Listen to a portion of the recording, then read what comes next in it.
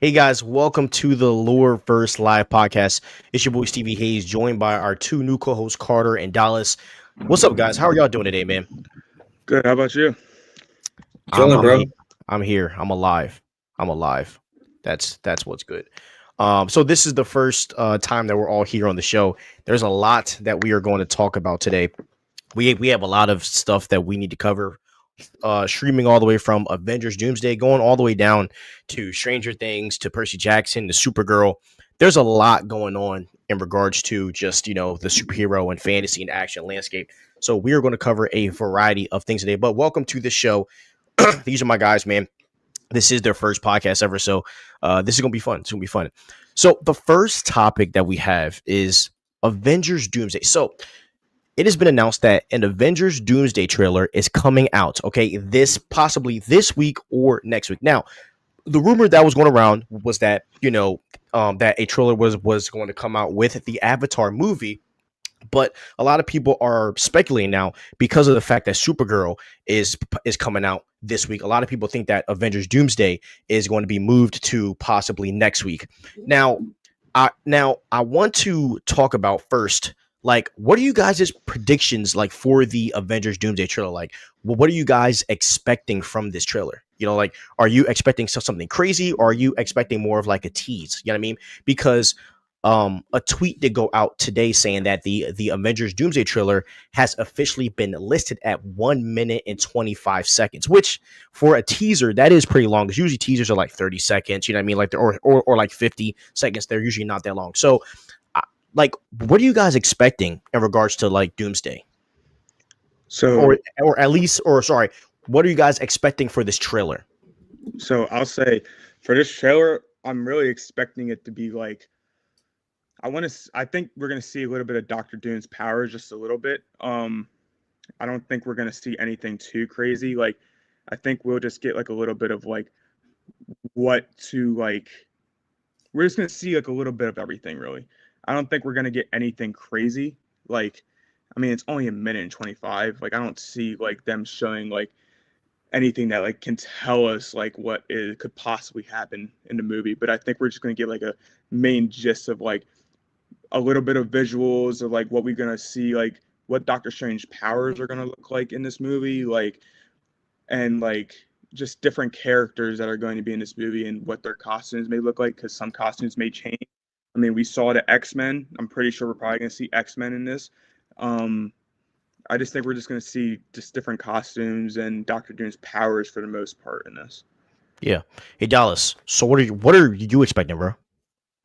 So I don't think there's going to be any big reveals, or any really little reveals. I think this like trailer. This you said it's like a minute 25. Is going to Yeah. be completely just focused on like atmosphere and like mood. So like, I mean, for lack of a better term, let's like use whatever people are saying. Like, just focusing on like the aura that like Doctor Doom is going to bring to this movie. I mean, I hate saying that, but like, it's really going to just like hone on that. So like lighting, like crowd, all that's just going to come to play, and like the way that they play with those stuff is really going to set the mood for the movie. Yes. So for me, what I envision is a trailer kind of coming into, the movie of Doomsday. I expect to hear RDJ's voice as Doctor Doom, because I do think for this teaser, the main job of this teaser trailer is to show us that this is not an Iron Man variant. They need to show us that this is Victor Von Doom. So I'm expecting a trailer of hella gravitas and super, like, just RDJ talking as Doctor Doom. And I'm thinking that we might get a sizzle reel of all of the teams that we saw. So I wouldn't be shocked if we got a sizzle reel of the Wakandans, of the X-Men, of Sam's Avengers, and of the Thunderbolt Avengers and the Fantastic Four. And I think it'll just end like that with maybe like some scene of like Doctor Doom taking off his mask, but we don't see his face, but we see his mask in his hand. A lot of like symbolism. But I do think that we are going to get some dialogue from Doctor Doom. And honestly, if we don't get dialogue from Doctor Doom, I would be very disappointed. I think for a lot of fans, that's a big thing. It's like, hey, like, we need to hear that this is not Tony Stark, that this is Doctor Doom. Because I do think that our DJ is going to have some type of accent, because Doctor Doom is Romani. So I'm expecting that kind of thing. More of like, Definitely, the voice mixed with that robot voice, possibly.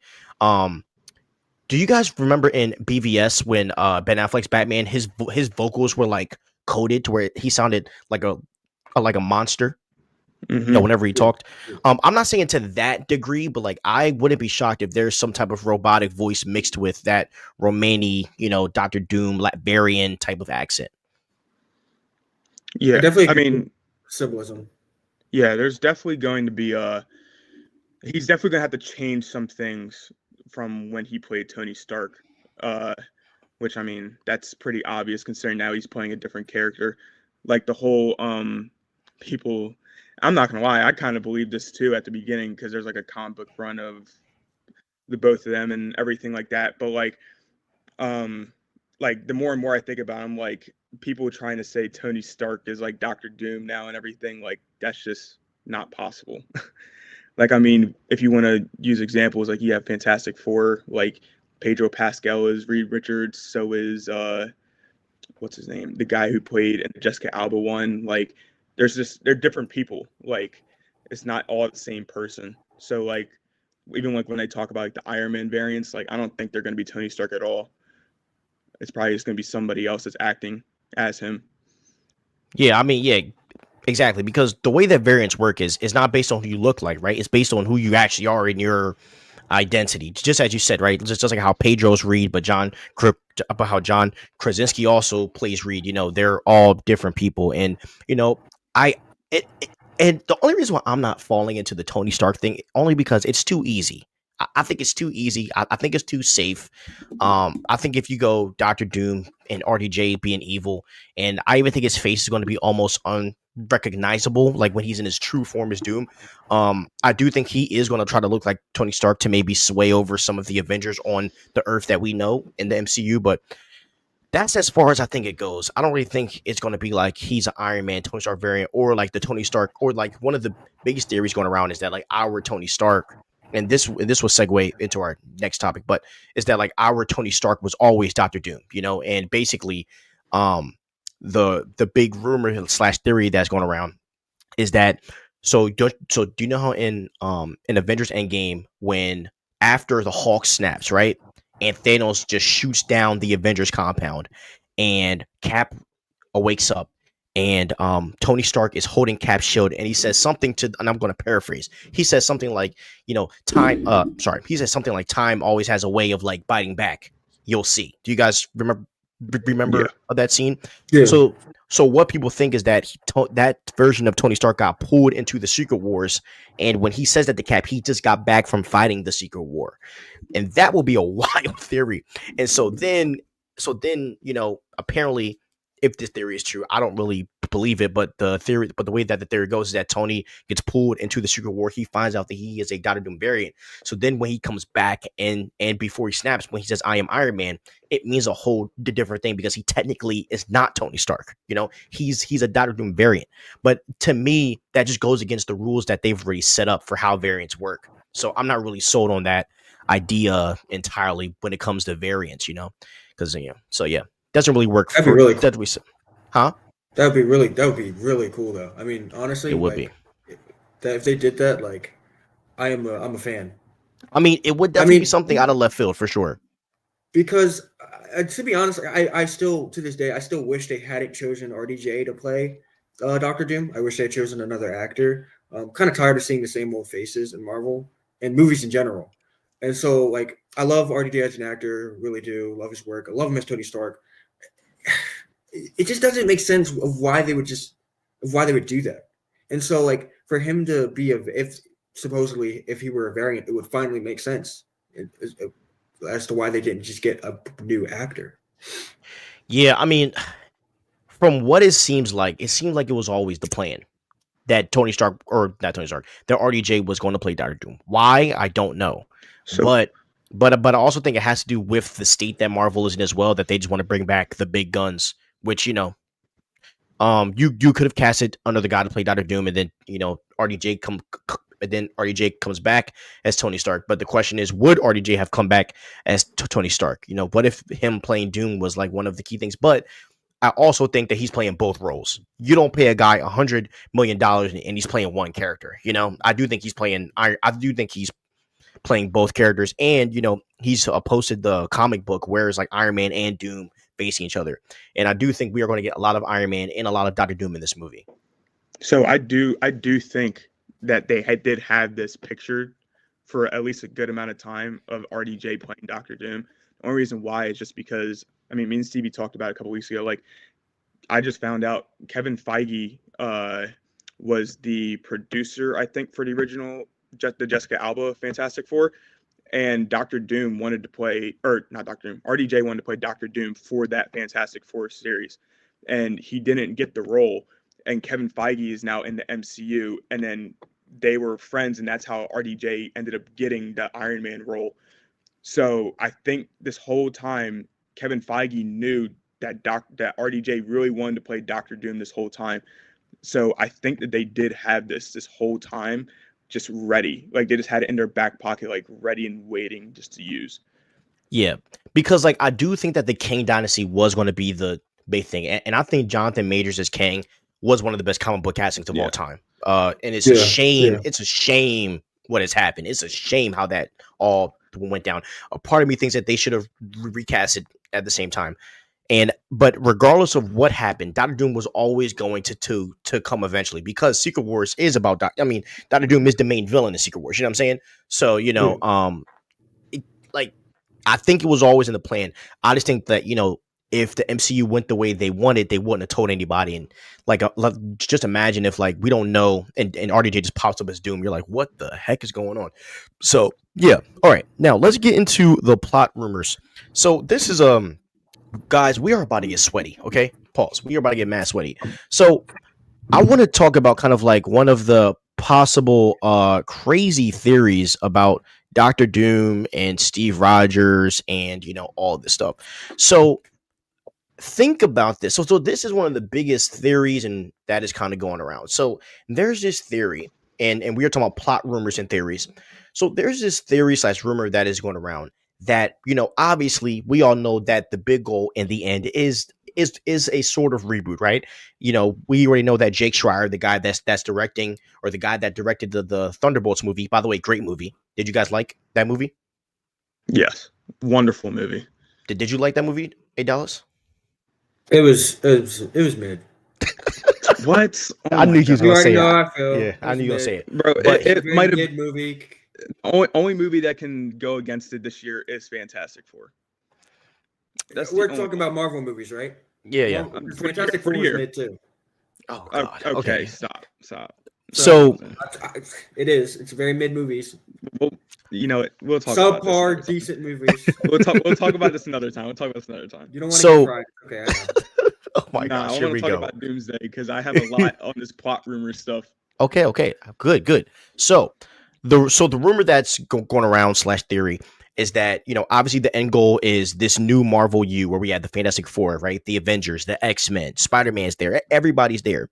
Now, the way that they might possibly get to this is this idea that one of the reasons, or one of the main plot rumors, or the centerpiece, is that Steve is at fault to an extent. And one of the reasons why Steve is at fault is because, he went to go spend his life with Peggy. And you could argue that that's one of the start to one of the multiversal rifts. And I have a whole entire Loreverse deep dive on this on the other Loreverse channel if you want to dive deep into that. And basically, Doctor Doom, and I also think this ties into Spider-Man Brand New Day, which we are going to be talking about because I have a whole thing about that too. But the thing that's kind of going around here is that, Doctor Doom knows that there is a true Marvel universe. And this is where this idea stems from. Now, I need y'all to follow me, guys. Follow me on this journey of understanding. So, in Doctor Strange in the Multiverse of Madness, when he first saw the Illuminati, Doctor Strange said something that was very weird. He said, so when he first met Reed from the Fantastic Four, he said, weren't you guys a band that charted in the 90s or in the 70s or whatever? And and at first I just glanced it off. But what's weird is Doctor Strange has a photographic memory. How did he not remember that? And so, and there's other little weird things that happened. And so this big theory / rumor that's going around is that there was a true Marvel universe where there was a Fantastic Four, Iron Man, everybody existed in on one Earth. But what happened was Kang the Conqueror, when the multiversal war happened, in order for Kang to restore order, he separated everyone. which would make sense of having, you know, the X-Men stuff happen on their own Earth. The Fantastic Four is on their own Earth. All of the Fantastic Fours have been on their own Earth, right? And so basically, to make a long story short here, there's this thought that when Steve delivered the stones, he figured out that something weird was going on, right? That there is a true MCU, a true Marvel universe where everybody is there. And one of the reasons why, you know, Doctor Doom is coming after him is because Doctor Doom possibly knows that too.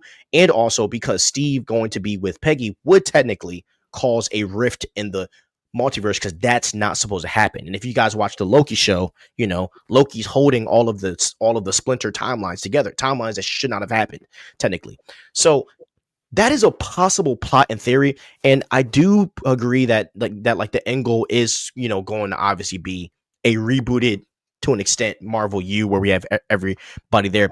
But I wanted to ask you guys, how does that sound about like this idea of Doctor Doom and possibly Captain America seeing that there's some true Marvel universe, and the fact that, you know, Doctor Doom hunting Captain America is a part of some type of big plot for Avengers Doomsday?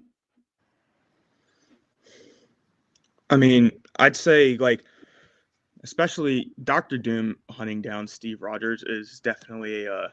I've been hearing some very like people are not fans of it.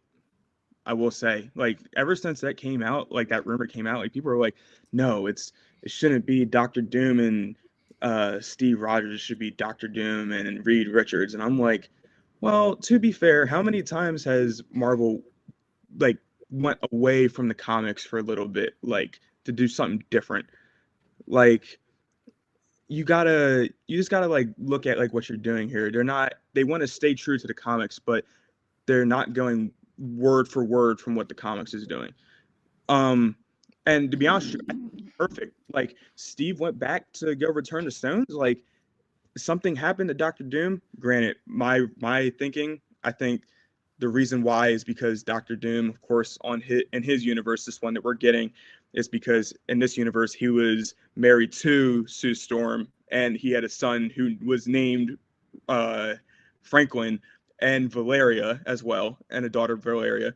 And I think because his family ended up dying and everything like that, that's why he is going after Steve and everything like that, because he thinks Steve is the problem for why this happened.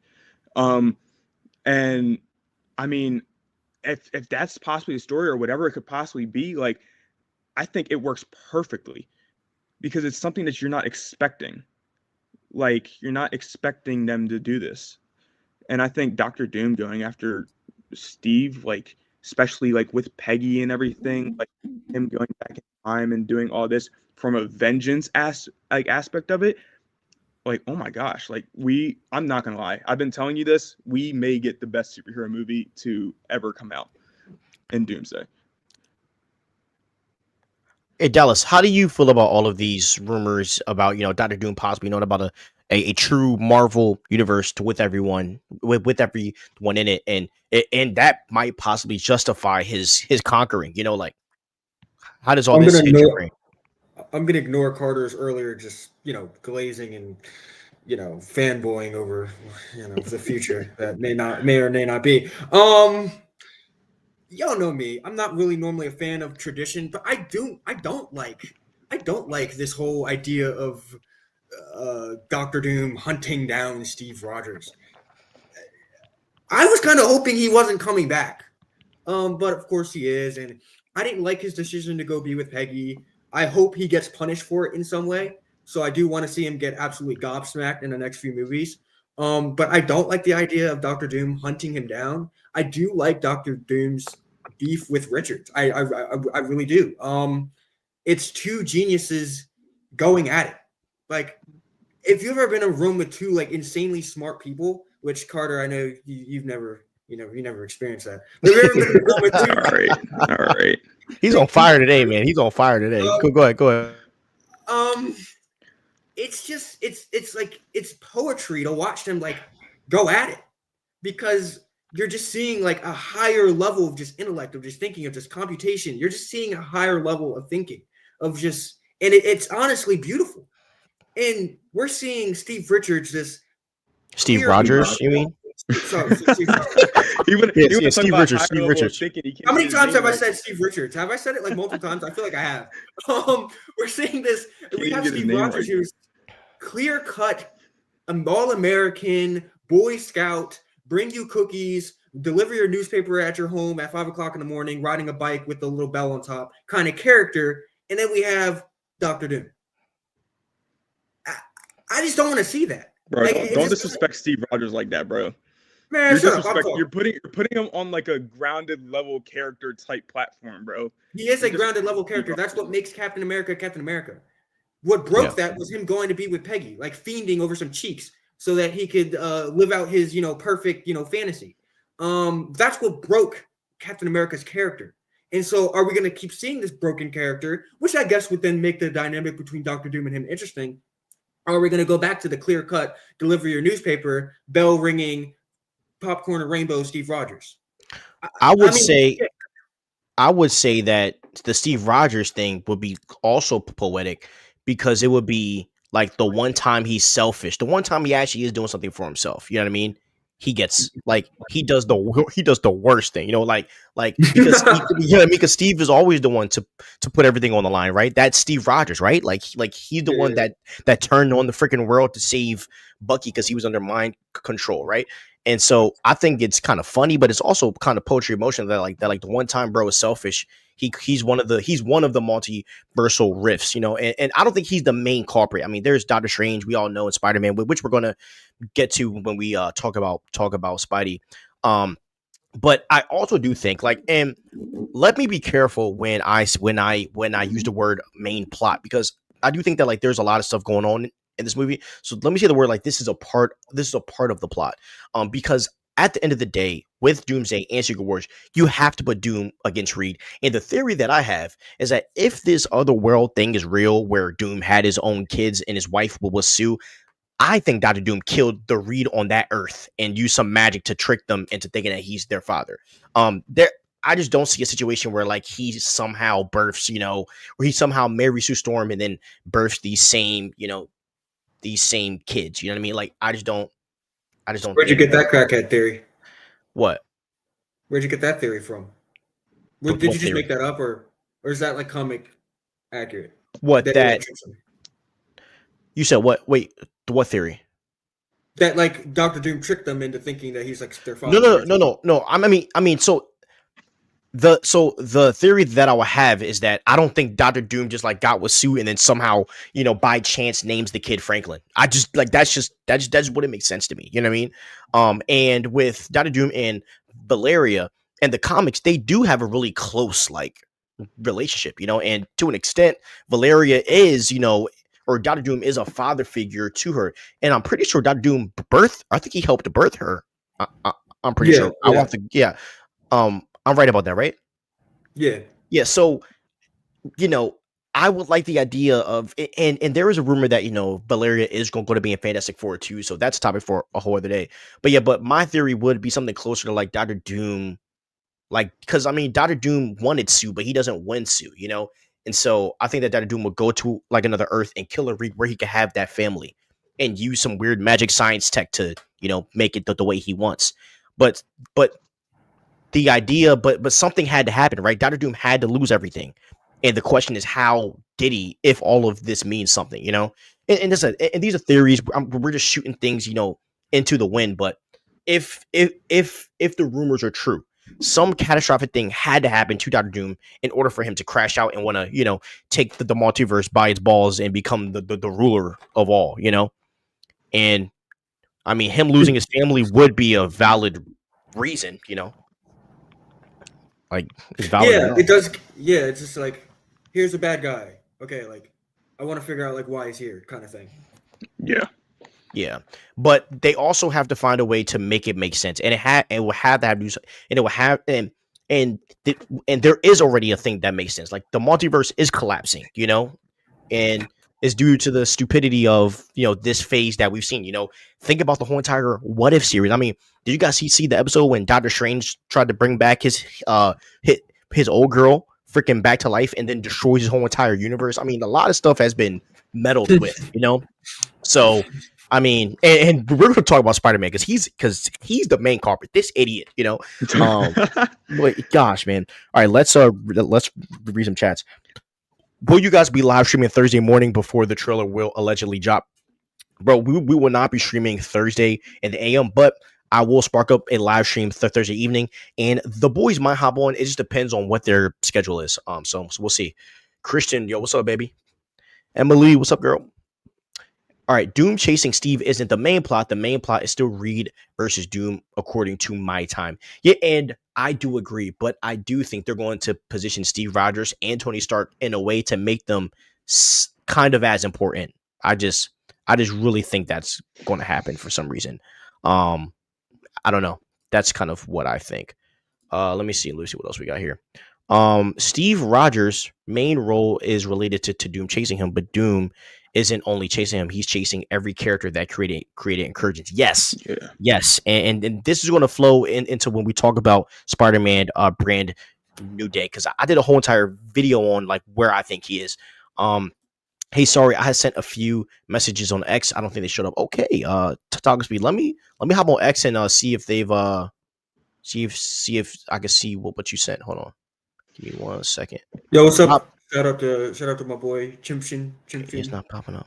By the way, we have 72 viewers on X right now, which is insane. Dang. 72 viewers. That's crazy. I love you guys. Okay, let me all right, now. Gotcha. Oh no, that was my account. All right, let's see. Avengers Endgame is coming back to theater. So we got the announcement that Avengers Endgame will be back in theaters next September. There's a lot of Avengers stuff going on, man. And after this, we're gonna hit some. After this, we're gonna hit some DCU stuff. Okay, I promise. I want to hear his take on this real quick because I already know he's gonna say something crazy. Wait, hold on. Avengers Endgame is hitting theaters in September, and obviously this is before Avengers Doomsday is coming out. So the rumor going around is that they're possibly going to add a end credit scene with Doctor Doom to kind of make this all tie together, which makes me laugh because I guess we're just going to act like this phase didn't happen, and we're just going to take the good parts out of it, which I love. I'm all for scrapping things and starting things fresh and new. But so how do you guys feel about there being a possible ending scene or some end connection at the end of the movie that's going to hit that is going to hint to Avengers Doomsday? If they do this end credit right and they can connect it, I think it would be perfect tying into the fact of them talking about Steve Rogers. It would be perfect because let's be real, how are you going to be able to tie in Steve Rogers and all this really connect it so that it actually flows without having to do something to Endgame, because it's not going to flow correctly, at least in my opinion. If you don't show what happened and what happened while Steve was returning the stones, it's kind of going to be a lot of questions afterwards of so what did happen when he returned the stones? Did he not return them right? What's going on? We're just getting straight into it. I'm going to be completely honest. Do we really think that Steve would actually return the stones the right way? No, I'm not buying it, bro. When the second he did it, I was like, why would they send him out of all people, exactly, bro? That was my point. Out of all people, why are we sending the dude with no superpowers to go return? This dude, he almost lost the Tesseract in Endgame. Anyways, go ahead. I think it's because he's the one character who probably wouldn't get distracted. Tony Hawk, if he was returning Tony who? Tony Hawk is crazy. Okay. Tony Hawk? What is wrong with you? I don't know. Tony Stark, sorry. If he was returning the By the way, Dallas called by the way, just to expose him, Dallas calls Cillian Murphy Cillian, okay? Shut up. Anyway, Tony Stark, I almost said it again. Tony Stark, if he was returning the stones, he'll probably get distracted by something. Same for a bunch of these other characters. Steve Rogers is probably the only one with hyper focus. I mean, it probably comes from him being a soldier. That could this is my mission. This is what I'm going to do. I'm going to go do it. Obviously, he saw Peggy, and But other than that, yeah. You But like, stupid. hold on, but time out. You don't think Hawk at that point was like not a good person to take the stones back? Distraught over. But he's just dumb. He's a big bro. Yeah, but like at that point, like he was Bruce He's emotionally Banner and compromised. Hawk put together. They honestly should have Oh, you sent said Clint Hawk? I Barton. thought you said. No, I he think was I over think the- Clint would have been the perfect guy to send back. No, He he would have done the same thing emotionally Steve Rogers compromised. did. But he got his family back, so No, he was emotionally compromised. He's not good. You don't send somebody No, emotionally he compromised. would have found a way to get Singing Black Widow back, bro. yeah, you're right. The only person is Steve Rogers. Yeah. Everybody wants with the level. But yeah. What about Hawk though? How come Hawk couldn't do it? He's too big, bro. That freaking big body. Oh no. And also, remember his arm was like broken from the snap. Remember, he had on the cast. He had on the cast. He had on the cast. We're also talking about a guy who got lost on another planet for I don't know how long. Like, but remember, he's Professor Hawk. He's Professor Hawk, so he has the mind of Bruce Banner. But his arm's broken. Remember, he was dabbing on people, bro. Yeah, that movie was. We gotta look back at the movie because that movie has not aged well for me at all. But that's a topic for another day. They would have found a way to nerf Hulk, and he would have ended up in like hell or something. Yeah, true. Not lying, bro. So, and the other question about the stone, what happens with the Soul Stone? Because a sacrifice is already made. So what? So like, I want to see the conversation between Red Skull and Captain America. I think that is what possibly started this whole thing. Like I could see some situation where Red Skull, because he's the guard of the Soul Stone, right? I could see some situation where him and Captain America have some weird conversation that kind of goes into this whole weird thing. Especially since they've already went up against each other before. Like, what? Yeah. Yeah. I have a question about that. Is that comic accurate that Red Skull is the Guardian? No. Because, like, to me, like, out of all the people you choose to guard, like, one of the most, like, powerful things in the universe, you choose Red Skull. So he was lost in space. He could have found out. Weird stuff happens. But just on the level of comic accuracy, right? I do think that, by the way, the Infinity War comic or whatever y'all want to call it, it's nothing like the movie, because Adam Warlock is like one of the biggest. Adam Warlock would be probably the biggest role in the movie if they went, by accuracy. And honestly, I'm thankful that they didn't go by, comic accuracy for this movie, because it would have been. I'm not saying it would have been trash, but the way the cards were dealt and the way they were played, it was perfect for the MCU that was built. And I think that the way that they, did it perfectly was like, they positioned the characters that they had to do what they had to do. And it worked, it worked. And because for me, comic accuracy is more of, are these characters accurate to a degree and do they fit the universe that they're in? And, can this actor honor the character the right way? And I think for the most part, when it comes to the big three, they do. Fat Thor pissed me off. I'm not gonna lie. When he got both hammers, he should have lost weight. And by the way, that was actually Chris Hemsworth who begged to stay fat. Don't know why he begged for that, but whatever. Well, this is also the same guy that begged for Thor to be like a very comedic guy. Was that somebody we know? Was that him? It was Chris or was Hemsworth. That Taika Waititi? No, Chris Hemsworth was like, he wants Thor to be very like joking. Like he wants to be a comic relief.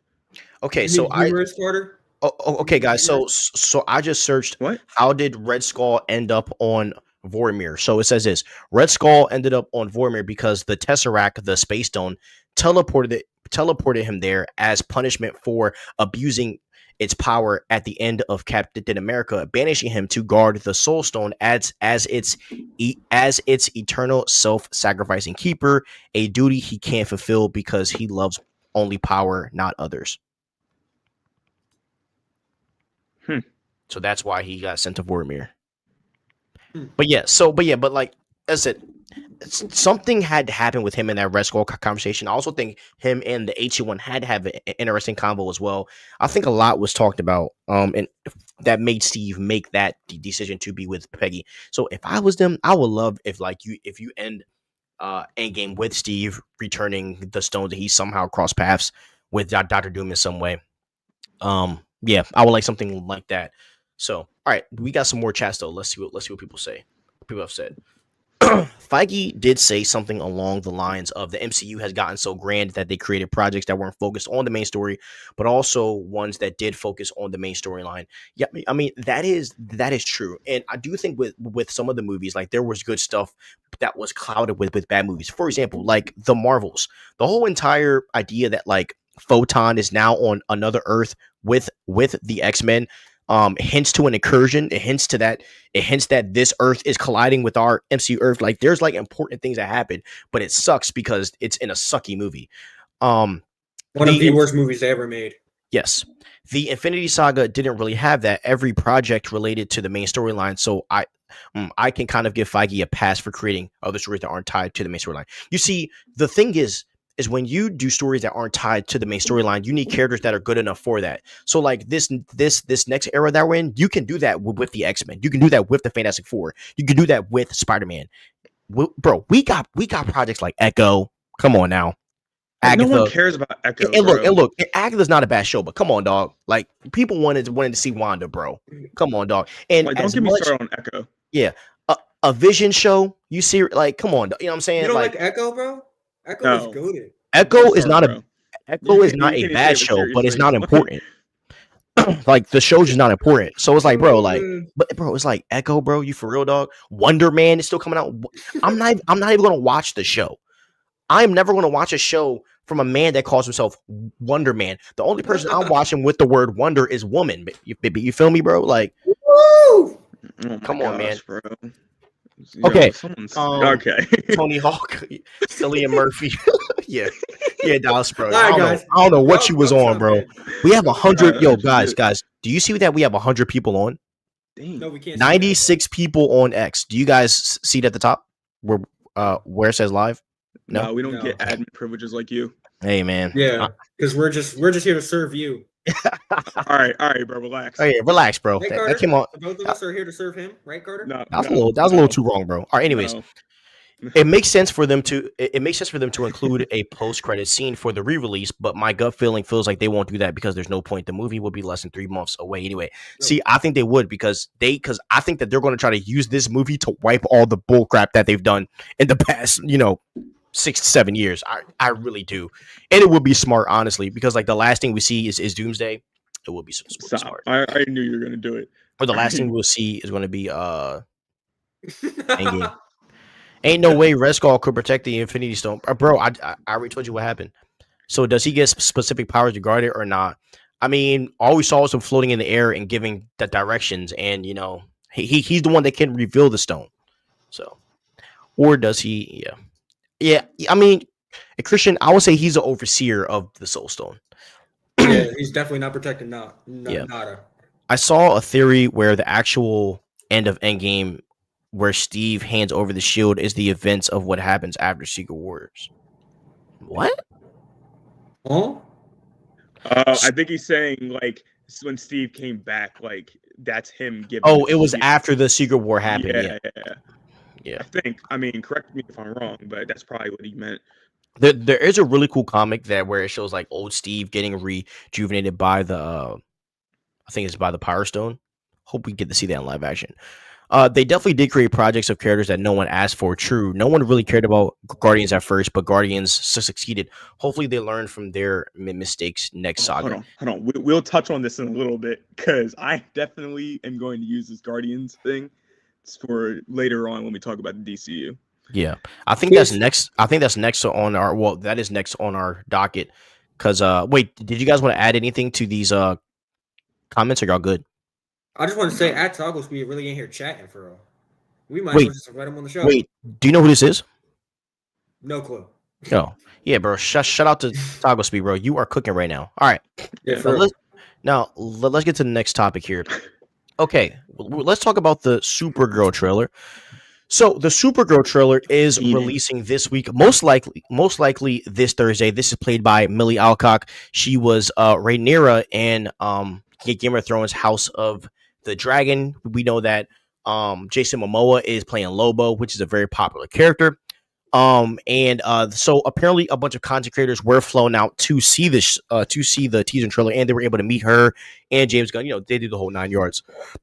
So I want to ask you guys, What are you guys expecting from? Oh, by the way, this trailer is based off of the Tom King's Woman of Tomorrow story, which is a very popular comic book story. I read it. It is really good. So how do you guys feel about Supergirl? And after we talk about how we feel about Supergirl, we're going to get into a DCU conversation, just like how we feel about the scope of everything. So, how are you guys feeling about the Supergirl trailer coming out this Thursday? Go ahead, bro. All right, so I'm actually very excited for the Supergirl trailer. I'm very excited for the Supergirl show because they've already shown that they're going to take a more like edgy, gritty scope of it, right? Which fits with DCU because DCU has some of the best like morally ambiguous, slightly just violent. Gritty characters, very much more grounded characters. And so that could be the saving grace of the DCU, is that they lean into this. Now, like, what they have to avoid is then just falling into the tropes, and they want to make it a more gritty take while also not falling into like, and I hate to say this, don't take this the wrong way, the female empowerment tropes that were pushed by Marvel in that whole phase where they just completely flopped and failed at everything. Y'all know what I'm talking about. Talking about Marvel, Madam Web. Like, those movies suck. They're some of the worst movies, not only in the Marvel like universe, He's not wrong. that they ever made, like that I've ever seen in my life. Like, those movies were just egregious, like on every single level. And so they don't want to fall into those tropes that were, shoved down our gullets in those movies, but while also still like taking a strong, kind of conflicted female character and then just blowing it up. Like, that would be so like refreshing. Yeah. So I'm excited. Very excited. Honestly, That was probably the most positive thing you'll hear me say all day. I'm not gonna lie. I'm more excited for Lobo in this movie than I am for anything else. If they can do him right, I think the DCU is going in the right direction. Now, I have other thoughts about the DCU that we're going to touch on later, but if they can get Lobo, then I think like we could be seeing like DC finally getting the love it deserves, because a lot of people just watch the movies and don't actually read the comics of DC, so people just think DC sucks, period, when DC can very well compete with Marvel. They're better than Marvel. They have better characters than Marvel. Thank you. Yeah, 100%. Way more depth. Yeah. And if they can like show like how powerful Lobo is in this movie and not do like what like Marvel has done in the past, where they just made like very powerful, like for instance, why is Kang getting beat by Ant-Man? Like, that should not be happening. Like if they can make it to where like Lobo is actually like a Kryptonian level threat, like I think they have succeeded in this movie. Can I? Yeah, go ahead. Now, I'm very interested to see whether they go a strong, like, hard-nosed villain with Lobo, or if they kind of make him like an anti-hero, which DCU does best. I think they're going to probably like team up. Yeah. But it's gonna be like the unexpected team up. Like they're gonna fight and then they're gonna have to team up to do something. So and also, James Gunn is also directing it. So Lobo. No, he's not. He's not. He's not. Mm-mm. Who is? Look at you. False information. Let me see. I don't want to hear from Steve Richards. Director. I don't want to hear from Tony Hawk. So Murphy. Okay, so the director of the movie is Craig Gillespie. He's known for Cruella, which is a really good movie, and he directed I, Tanya, which are both great movies. Really respected director in the room. But James Gunn, he was a part of the writing and all that. Yeah. So. The main point I'm going to get across is the fact that I really hope Lobo has a sense of humor in this. Yeah. Yeah. Because he is a very funny character. I agree. Yeah, Momoa has some redeeming to do after his role in Minecraft. So. Yeah, definitely 100%. 100%. Hopefully we can see 100%. Loki has some redeeming to do after Aquaman. Yeah, and Andy basically forced James Gunn's hand into getting a role. So he Yeah. I think so with Supergirl. The trailer just needs to be action packed. I don't really think you need to do much. I think in order for Supergirl, like I'm really scared for this movie on like what not if it's good. So when it comes to movies, like yes, the movie has to be good, but it also has to be appealing to the mass fandom. And when I look at Superman, Superman didn't do as well overseas. When it comes to box office, which plays a really big part in whether if these movies reach that billion dollar marker and if they succeed in the box office. So I do think this movie is going to be good. I just think that this was the wrong time to do a Supergirl movie. I think following Superman, it's ridiculous that you put out Supergirl. To me, this is a later phase project. To me, I think you should have sold the Trinity first, but or we'll talk about that after. But I think that Yeah. but I do think that because since this is happening, I'm not going to dwell on that because us up here, we actually still give these movies a chance, and obviously we might not be happy about them, but we're still going to give them a chance and watch them, or at least certain movies. So I think in order for the trailer to have an effect, it has to be super action packed. Supergirl has to be a monster. I think her fighting skills have to be 10 times better than Superman's. Superman's fighting was terrible in the Superman movie, and I think that was on purpose because I think we're going to see growth there. Please let Batman train Superman how to fight. That'll be dope. But yeah, I think that we're going to see something very action packed. Or if they're smart, this trailer should be very action packed, and the movie needs to have a lot of action while diving into Kara's deep stuff because we know there's this idea that Kara is diving deep into alcohol because she's depressed about and apparently Brainiac is in this to where he's responsible to do something with her world ending, in which we all know that Brainiac is rumored to be in the Man of Tomorrow movie, Superman 2. So I hope that they find a way to link this to Man of Tomorrow, Superman 2, and that, this is just action packed. You cannot, you can't do what you did for Superman for Supergirl. And lately, and we also saw this in Fantastic Four.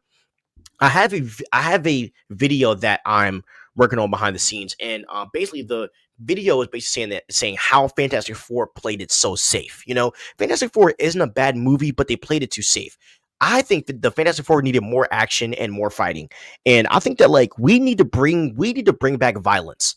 That is one thing that bro, the Captain America Winter Soldier scene, remember the first scene in Captain America 2 when he drops out the plane and takes out 20 people on the boat.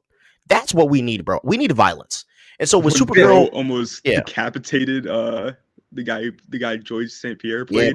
Yeah, bro. So with Supergirl, I need violence. And if I don't get violence, I'm going to be very disappointed because I know that Millie is going to deliver on the emotional beats, but we don't need all emotional beats. I want to see people fight.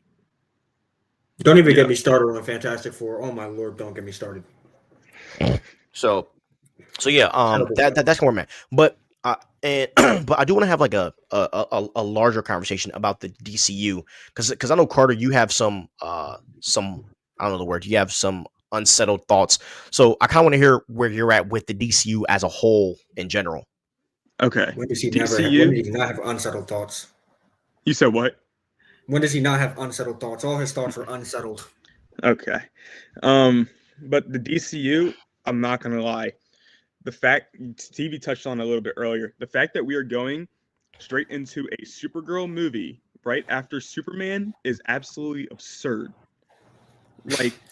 Bro, why is Lanterns a TV series? If, for instance, if you're going to have either Jon Stewart or Hal, you need to, that needs to be a movie. Lanterns is Green Lantern Corps is way too big of a thing to make a TV series into it. Okay, if it was Martian Manhunter, okay, I can see that being a TV series. But we don't even know when we're getting a Batman yet. Batman Brave and Bold. We have the Batman Part 2 coming out here. That's not even going to be in the DCU. We have no Batman Brave and the Bold when we know it's going to come out yet. We have no Wonder Woman so far. We have Green Lantern, but it's going to be a TV series when we know dang well it would probably do better in the box office than Supergirl would. And it's just a better appeal to people with Green Lantern because we know how bad the first Green Lantern movie was with Ryan Reynolds. And then, there's just not enough focus on the main characters in DC. We only have a Superman movie so far. We have no clue what's happening with Batman, Wonder Woman. No clue what's happening with Martian Manhunter. No clue what's happening with Cyborg. Like, we have no clue what's happening with all these characters. Honestly, bro, I'm cool off Cyborg. I never thought Cyborg was as cool as people say. I always thought Cyborg was corny, bro. You just like him because he's you know athlete and all that. You gravitate toward those kind of. Nah. But like you don't have to give him like his like own thing. Like you can just do like what they did like in the Justice League movie, because like everyone knows his origin at this point. No, just like, throw him on the Teen Titans, bro. Yeah, I mean, I'm kidding. Could, I'm like, kidding. I'm kidding. But keep going. But like I think him on Justice League, like it would fit very well. Yeah. But no, there's just too much focus, like how we talked about earlier with Marvel. Like there's too much focus on characters that you should be focusing on later on down the line in your phases. Like we need to focus on the main characters right now. Like Marvel focused on Captain America, Iron Man, Thor, and all of them so they can build up to the Avengers. We need to build up to the Justice League, and we're not building up to the Justice League by having a Supergirl movie and a Clayface movie in the same year. Yeah, I think that James Clayface movie is ridiculous. Yeah, I think that's stupid too. Yeah, and you guys, I hate villain films, but I really do think that James Gunn What villain films do you like?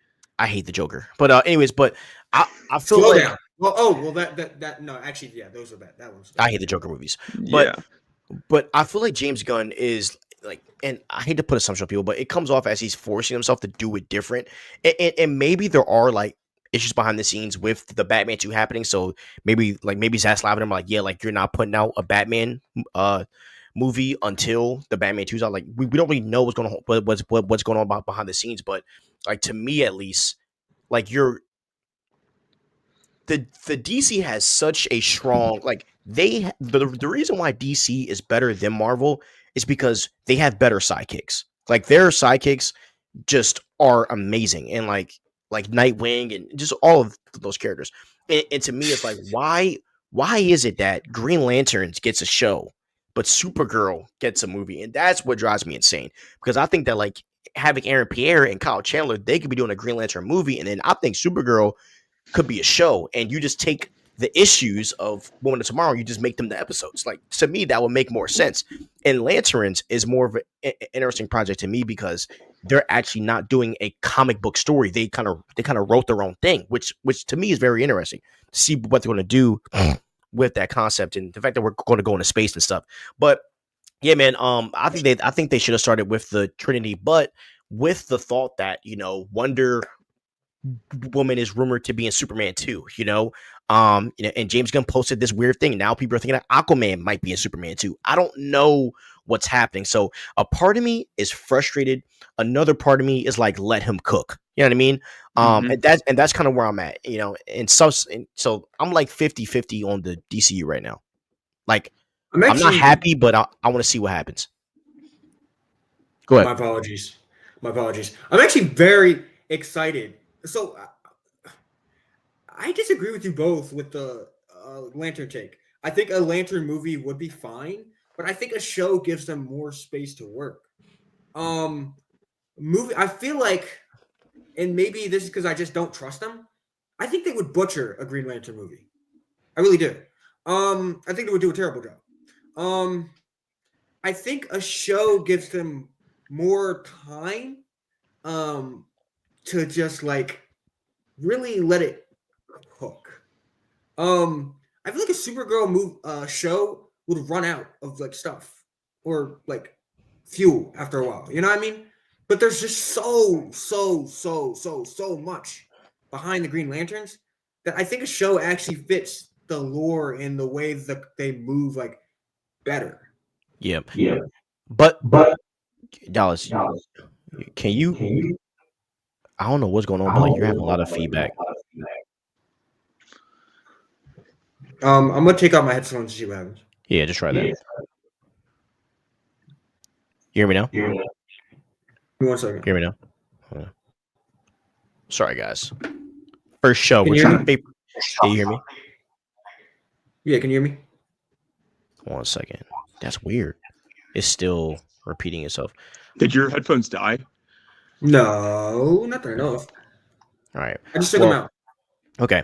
All right. So I do want to say this though, to your point though, is that the one thing that you have to understand, bro, is that like we're in an era right now where movies aren't doing well. Like there was a whole movie with like Leo DiCaprio that just bombed. Like and like they and look, it might have made a little profit, but it made no money. And a lot of movies in general are failing. So to me, you should want to put forward the your best characters to showcase what the DCU actually is. And to me, it's like if you want to encompass everything from Earth to the galactic, I think having Aaron Pierre, who has movie appeal already, Millie does not. She doesn't have theater appeal.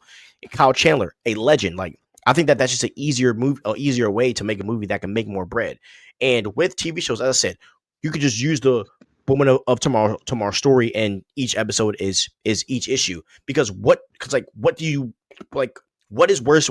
What's a worse failure? Supergirl bombing or Lanterns bombing? You know, I think a Supergirl movie bombing is going to hurt. You know, and I just think this is not the time to take chances. I think you take chances in the plots of the movies and stuff like that. But like when it comes to positioning Justice League characters, they should go before Supergirl.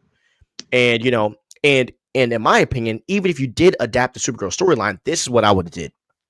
I would have copied the animated movie where basically, and you would have to speed this up a lot, but to where you would do Supergirl with Batman, Wonder Woman, and Superman, and do this whole situation where Supergirl first lands on Earth. She's like crashing out. Clark or Superman, helps her. He finds out that she's his cousin, and then she goes to the mascara and trains under Wonder Woman, and then she gets attacked by Darkseid, or you add some, or like maybe Brainiac like attacks the mascara or something. Like I would have liked something like that to where she's kind of a where she is a main role in a movie with a lot of heroes. And what Marvel did right when it came to characters like Falcon, when it came to characters like Bucky, when it came to characters like War Machine, right? They were even Scarlet Witch. They were all introduced around the A-list characters. And I think that like Supergirl should have just been introduced in Man of Tomorrow, rather than doing a whole entire Supergirl project. So then fans are able to, learn and trust this character through the main character. So then when she starts her own thing, fans are already excited. But you're kind of like doing it backwards, And that's my fear, is that because you're doing it backwards, and because we are in this era where just woman empowerment in movies just don't work. And like even if it's not, it's just the appearance of that. Like look at the Doomsday cast, bro. like I mean, yeah, it's all dudes, bro. Like except a few girls. I just don't think that this might have been the right time for a movie like this. Given no building of a trust, because like think about this: if they put out a Scarlet Witch movie, bro, that movie's doing half a billion, easily right now. But that's because Wanda has built trust. But think about this: Wanda built her trust through projects that she was just a co-star in. She wasn't the main star. And we saw Wanda become a universal movement because she built her relationship with fans through Avengers, through Captain America Civil War. And I think that Supergirl could have gone that same route, and I think she would have had a bigger effect. But that's just my opinion. I would love to be wrong. I would love to be wrong about that. Oh, 100%. I love DC too much to want to be wrong. Like, I really hope I'm wrong. But yeah. The way things are going, like it's low-key looking like, let's hope not, though. Yeah, I feel the same way about the Superman movie, though. I feel like he played it too safe. Y'all have heard me say that I think he should have done a Superman Year One, because it would have made the emotional themes of the Superman movie that we did get. It would have hit a lot harder. I think the emotional scenes would have hit a lot harder. It would have made, like the scene where he's talking with his father, and he's encouraging him, like, "You're Superman, get up, get out, and do what you need to do." That would have hit harder if he'd gotten like more of backstory. Obviously, so many people know Superman's backstory that you could say it wasn't really necessary. But I think because he felt like his back was against the wall and he was trying to play it safe, he wanted us to just move into it, like just place us right into it. Which, I mean, it's a matter of opinion. Some people like that. Some people, didn't. Some people agree with me. Some people don't. But I think that his penchant for playing it safe is kind of is going to leak into the Supergirl movie. I don't agree. I'm sick of year one everything. I don't want year one Superman. I don't want year one Batman. I don't want year two Superman. I don't want year two Batman. If you're gonna look, if if James Gunn, if you're telling me we're going into a DCU that is lived in, give me year 5 Superman, where Superman can fight. He's not going to succumb to dumb attacks and getting cooked up. You know what I mean? Like, we saw Superman get cooked too much. Like, I would have wanted a more experienced Superman if we're going into like, like my whole thing is like, if James Gunn's whole brand was, we are going into a DCU that's lived in, they give me the prime of every single DC character, and we just ride that prime for like a decade. You know what I mean? That's kind of how I felt. I hate origin. Like, I don't want to see another origin for Batman or Superman or Wonder Woman. Like, I'm done with origins. I want James Gunn to dive into more like the prime. So I want prime John Stewart. I don't want to see John Stewart not knowing what to do with the freaking ring. I want prime Aquaman. I want prime Flash. I watched 9 seasons of the Flash show. You know what I mean? So that's kind of where I'm at. I wanted the primes of all of the characters. And if your whole entire thing was like, oh, this is a lived-in universe, then why are you giving me year 2 Superman? Yeah. Even year 3, like, bro, come on. Like, I definitely agree with you. Like, I mean, like, even like with the Batman, like, bro, we didn't need to know Batman's origin. Everyone knows Batman's origin. Like we don't need to know about it. Like, to be honest with you, we kind of understood Batman's origin in the Batman when he literally looked at the kid at the beginning of it. Like, the way that he like felt empathy for that kid, like, he didn't feel empathy for, like, well, he felt empathy during the movie, but like during that moment, like, you understood his background at that point. Like, even in Spider-Man, like, they just showed him in Civil War. And then like, you need to see Superman's origin story again. Like, we don't need to see all these superheroes' origin stories again because we've already seen it so many times on the big screen. Yeah. Like, yeah, I would say the only one that, like, I would really say, like, I would like love to see again would be like Green Lantern, or like maybe Martian Manhunter, because Martian Manhunter has never been on the big screen once. He was supposed to be in Zack Snyder's Justice League, but we all know how that went. Yeah. But yeah. Yeah, Martian Manhunter is honestly one of the coolest characters, and they just never use him. He really is. That's honestly like criminal. Could you guys see the guy that plays Halloran being him? No, 100%. I mean, oh wait, you said like Dick Halloran? Yes. Sorry, I was thinking of somebody else. Yeah. I think he'll be a great. He'll be a great. Already. Yeah, he'll be a great Martian Manhunter, bro. He'll be a great, and like that, like, weird torment he has. It's so John coded. It really is. It's so Martian Manhunter coded. The way he acts weird and stuff, like with his brain, it's really good stuff. With his brain. Yeah. All right, let's read some chats here. Yeah, No, for bro. real, bro. Nah, that last. Hey, we're gonna talk about it, but I rewatched episode 7, bro. I was crying, bro. No, after the drum burned down and he just sitting there like this, and then all these dead people were touching him. I'm like, bro, I would have killed myself, honestly. Like, I would have. Am I still echoing? Nah, bro, you're good. Okay, cool. But like, if I was going through the mental torment that he was, I would have definitely like called it quits, bro, right there. Just because you're not mentally strong enough. Like, I would have been fine. Okay, relax. No, he's right, because Dallas lives a nightmare every day. Okay. They definitely did create let's see, wait. John Campia. Shout out to John Campia. He actually donated $50 to this channel once. John Campia, who is 50-50 on his sources, another podcaster, YouTuber, I love him, he's awesome, said he heard that the trailer could release this Wednesday. If it's Wednesday, it's likely Doomsday will be there, bro. If it releases tomorrow, that would be awesome. They might as well at this point, because sticking Doomsday is going to be way too big of a trailer to come out. Exactly. And guys, I will make y'all this promise: if a trailer does come out this week, we won't live stream, but I'll try to get them on, and we'll do like a one-off video. And that's what we'll do, guys. Whenever a trailer drops, we'll just hop on and do like a quick little 10-minute video talking about it. Instead of like a 2-hour live stream. Well, not my contract, man. Not my contract. Shut up. All right. But I bet on Supergirl being Thursday. Yeah, that's what I think. It sucks how slowly declining movies are going. I love the previews I see in theaters and say that'll be good. That'll be a good movie for sure, but then never go see it because the cost of tickets and more. Yeah, bro. I mean, it's bad. I mean, the trailers before the movies are like a half hour now. That ruins a lot of the movie experience. And I think that like a lot of fans say like they want new content, but when new content is made, nobody shows up, you know? And like I look at my wife, bro, like she goes on the Netflix and she gets all of the stuff that she wants, you know? and that's the truth. Like people are getting what they want on streaming. Do you think the Doomsday trailer will drop the same day as Supergirl? I'm over here thinking Feige wants to let Gunn's projects breathe, but Marvel needs their movie to bang. Okay, so you gotta understand, man. Feige used to be a savage. So Civil War was literally a screw you to Zack Snyder when they did Batman versus Superman. That's what Civil War was. And I think that with James Gunn, they're tight. So I wouldn't be shocked if he doesn't release this week unless Supergirl breathe. Because let's be honest here. If Endgame or not Endgame, if a Doomsday trailer drops, Supergirl gets the breath taken out of it instantly. Instantly. You know?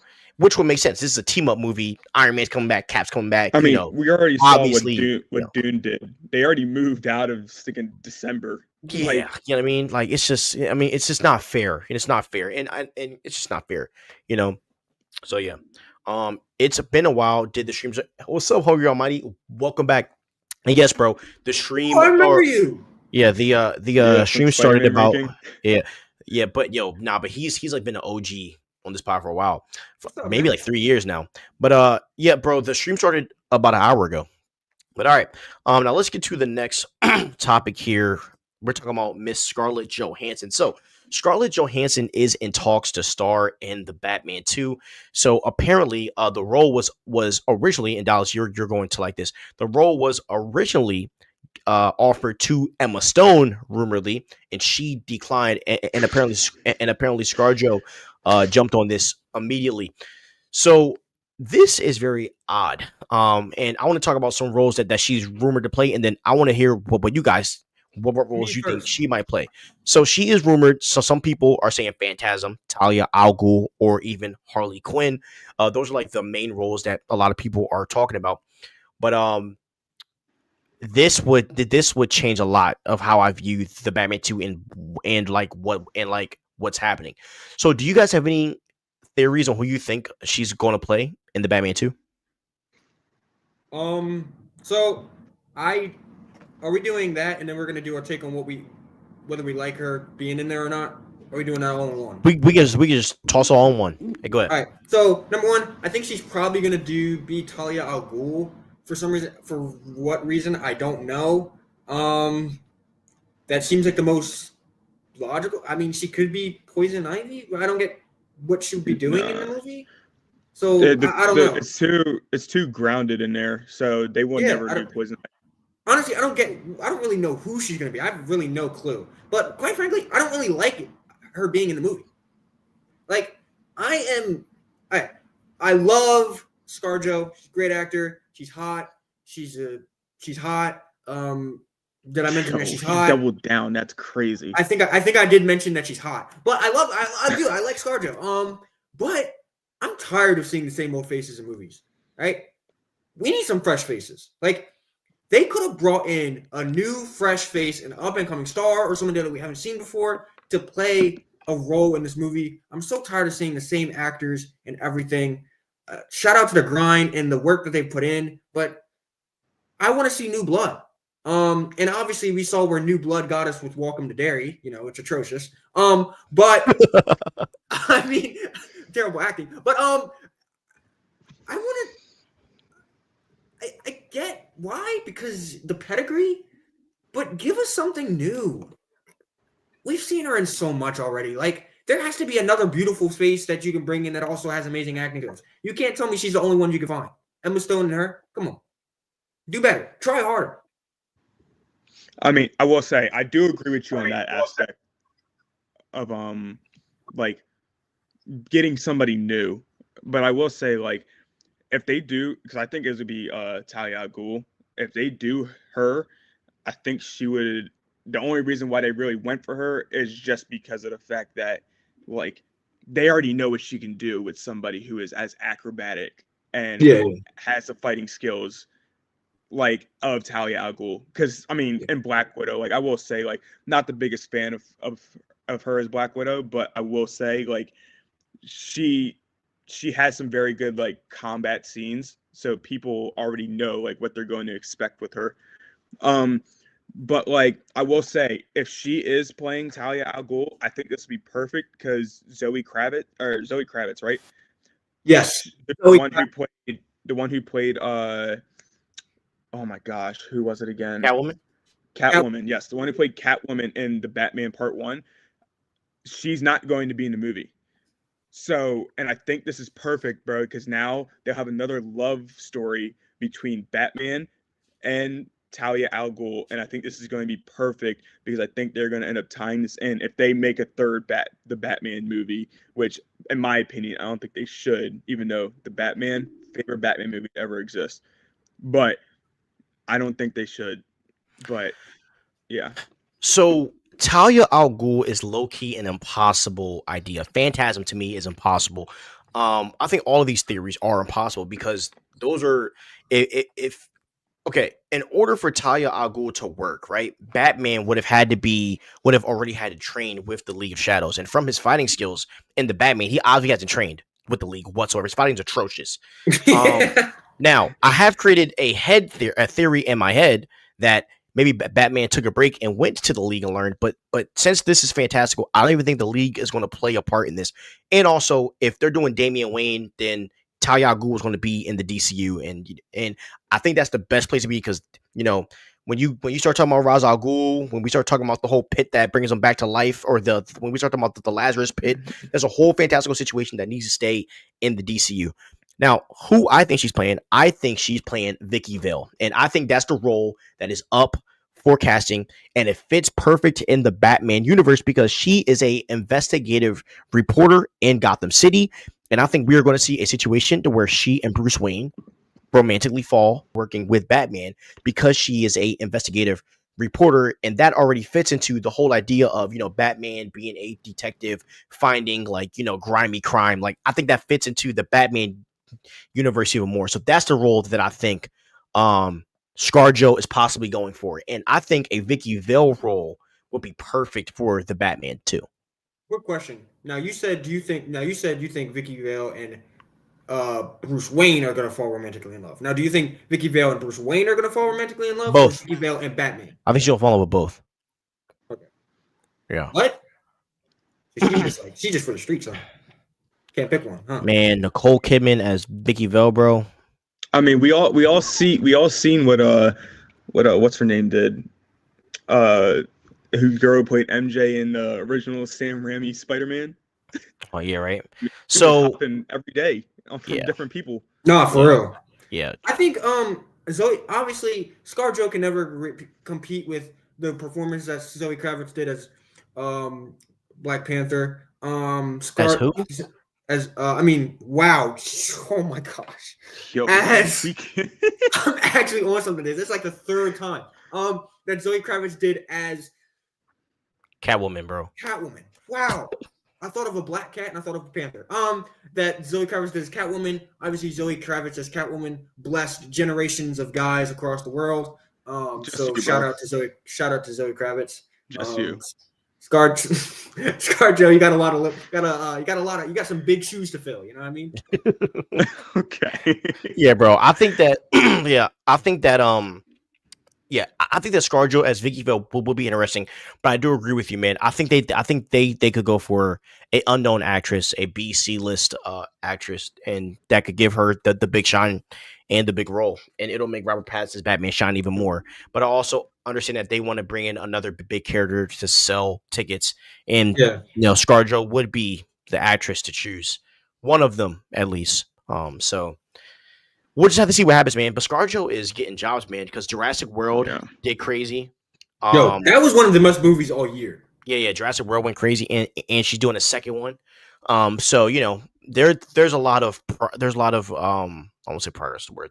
There's a lot of hope in her being Vicky Vale, but that's where I think they're going to go. I think for Phantasm and all that, and plus the Phantasm story would fit for a little bit more of an experienced Batman, and I'm pretty sure the time isn't that long. Yeah, they said it's like a week later from which sucks because I wanted an upgraded Batman with upgraded suits, upgraded tech, actual Wayne Manor, better Batcave. I was expecting the whole 9 yards. I don't know if we're getting that, so that would upset me. But I will say his house was very cool. I liked his house.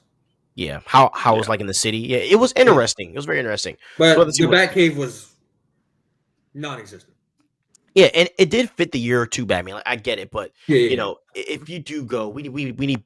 I need better fighting, better gadgets. The noir crap just pisses me off so much. Which to be fair, he is in year 2, so you gotta give him some slack. Like he's going to Yeah, get better. I'm just sick of this year two crap. I want to experience Batman. I like And the vibe because you said the noir crap pissed you off. I like the noir vibe. I think that his fighting was absolutely abysmal. Getting beat by some goons with shotguns is disrespectful to Batman and who he is, and being able to see a Batman that can really like throw down. I can't wait to see it. yeah, and that's why Batman Brave and the Bold is possibly going to be like one of the greatest superhero films of all time. Holy glazed. I'm really excited about that. Yeah, holy glaze. Let's see.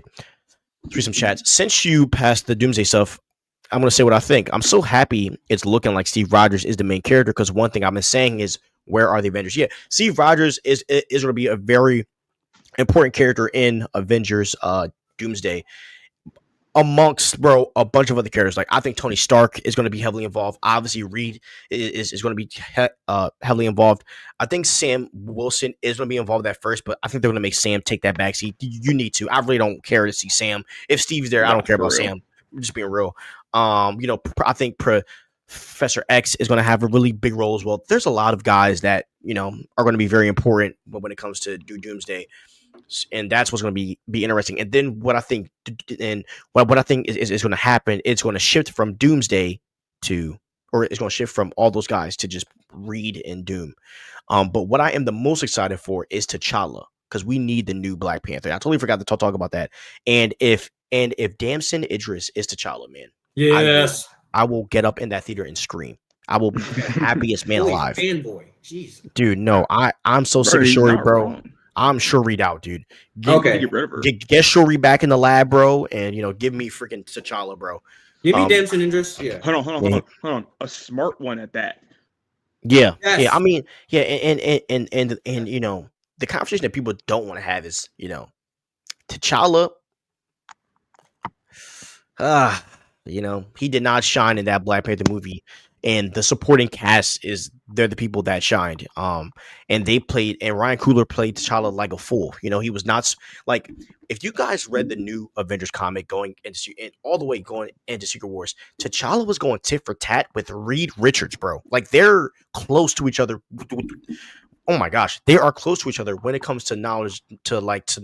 They're so smart that they low key made Tony Stark look like he was not as smart as them.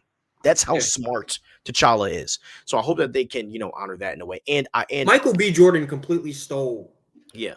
Well, not him, but also Shuri, also everybody, and Baku. They also, and I also want the Black Panther to be very dark. Because Black Panther is also a very violent and dark character. So I hope that we very vengeful too. Like had they played him in Civil War, like I loved it. Sounds like you, Carter. Yeah, the Russos vengeful. Yeah. The Russos nailed him perfectly. Hey, what's up, Oz? This guy, LOL, just you, haha. Sub homies doing a great job. Thank you, homie. Dick Grayson in the movie, fingers crossed, it can just be a cameo of Grayson. That would be very risky, and I'm a Robin fanatic. I just don't know if they're going to do that, man. And I would say mostly because he's probably going to be in Batman, Brave and the Bold. As Nightwing, you think? Oh yeah. Can we just talk about like how awesome it is to see Hungry Almighty like chatting? Yeah, bro. Shout out to you, Hungry. Honestly, like super cool. Like since Stevie was away for so long to see like back on our first like stream. Like that's I've just been thinking that this entire time. Like that's so cool. Yeah, shout out to Hungry. I mean, very good. I mean, look, and Hungry's still like. And I'm pretty sure it's you that's all comments on Instagram. So shout out to you, bro. I don't want the X-Men to have a big role, just the Avengers and the Fantastic Four. I think, yeah, bro. I think the X-Men are going to have the X-Men have to have a big role in this, though, bro. That's the thing. I think that everybody has a part to play. Now, I have to resend my shout out. Now, X-Men versus Avengers would feed families, but. What would be wild, but wouldn't it be crazy if Doom just wipes him out off the rip? Oh no, Like 100%. that would be. I wouldn't be shocked, honestly. Doom would never wipe out my glorious king Wolverine. All right, relax. Is Bro, Wolverine on that X-Men team? That's the question. Oh, that's He actually better be. But like, bro, if I he think he's somewhere else. if he wipes out the X-Men while they're in that mutant utopia, like, bro, that would if he did that, that would be like a pretty crazy thing to happen, considering like everyone thinks it's going to be X-Men versus Avengers.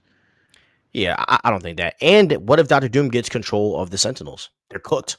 They're cooked.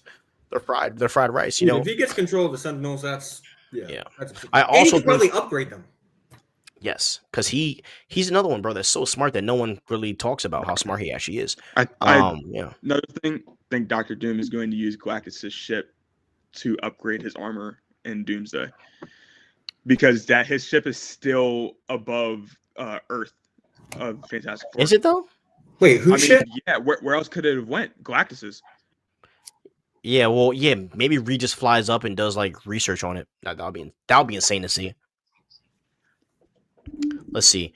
This movie is called Avengers Doomsday, so the Avengers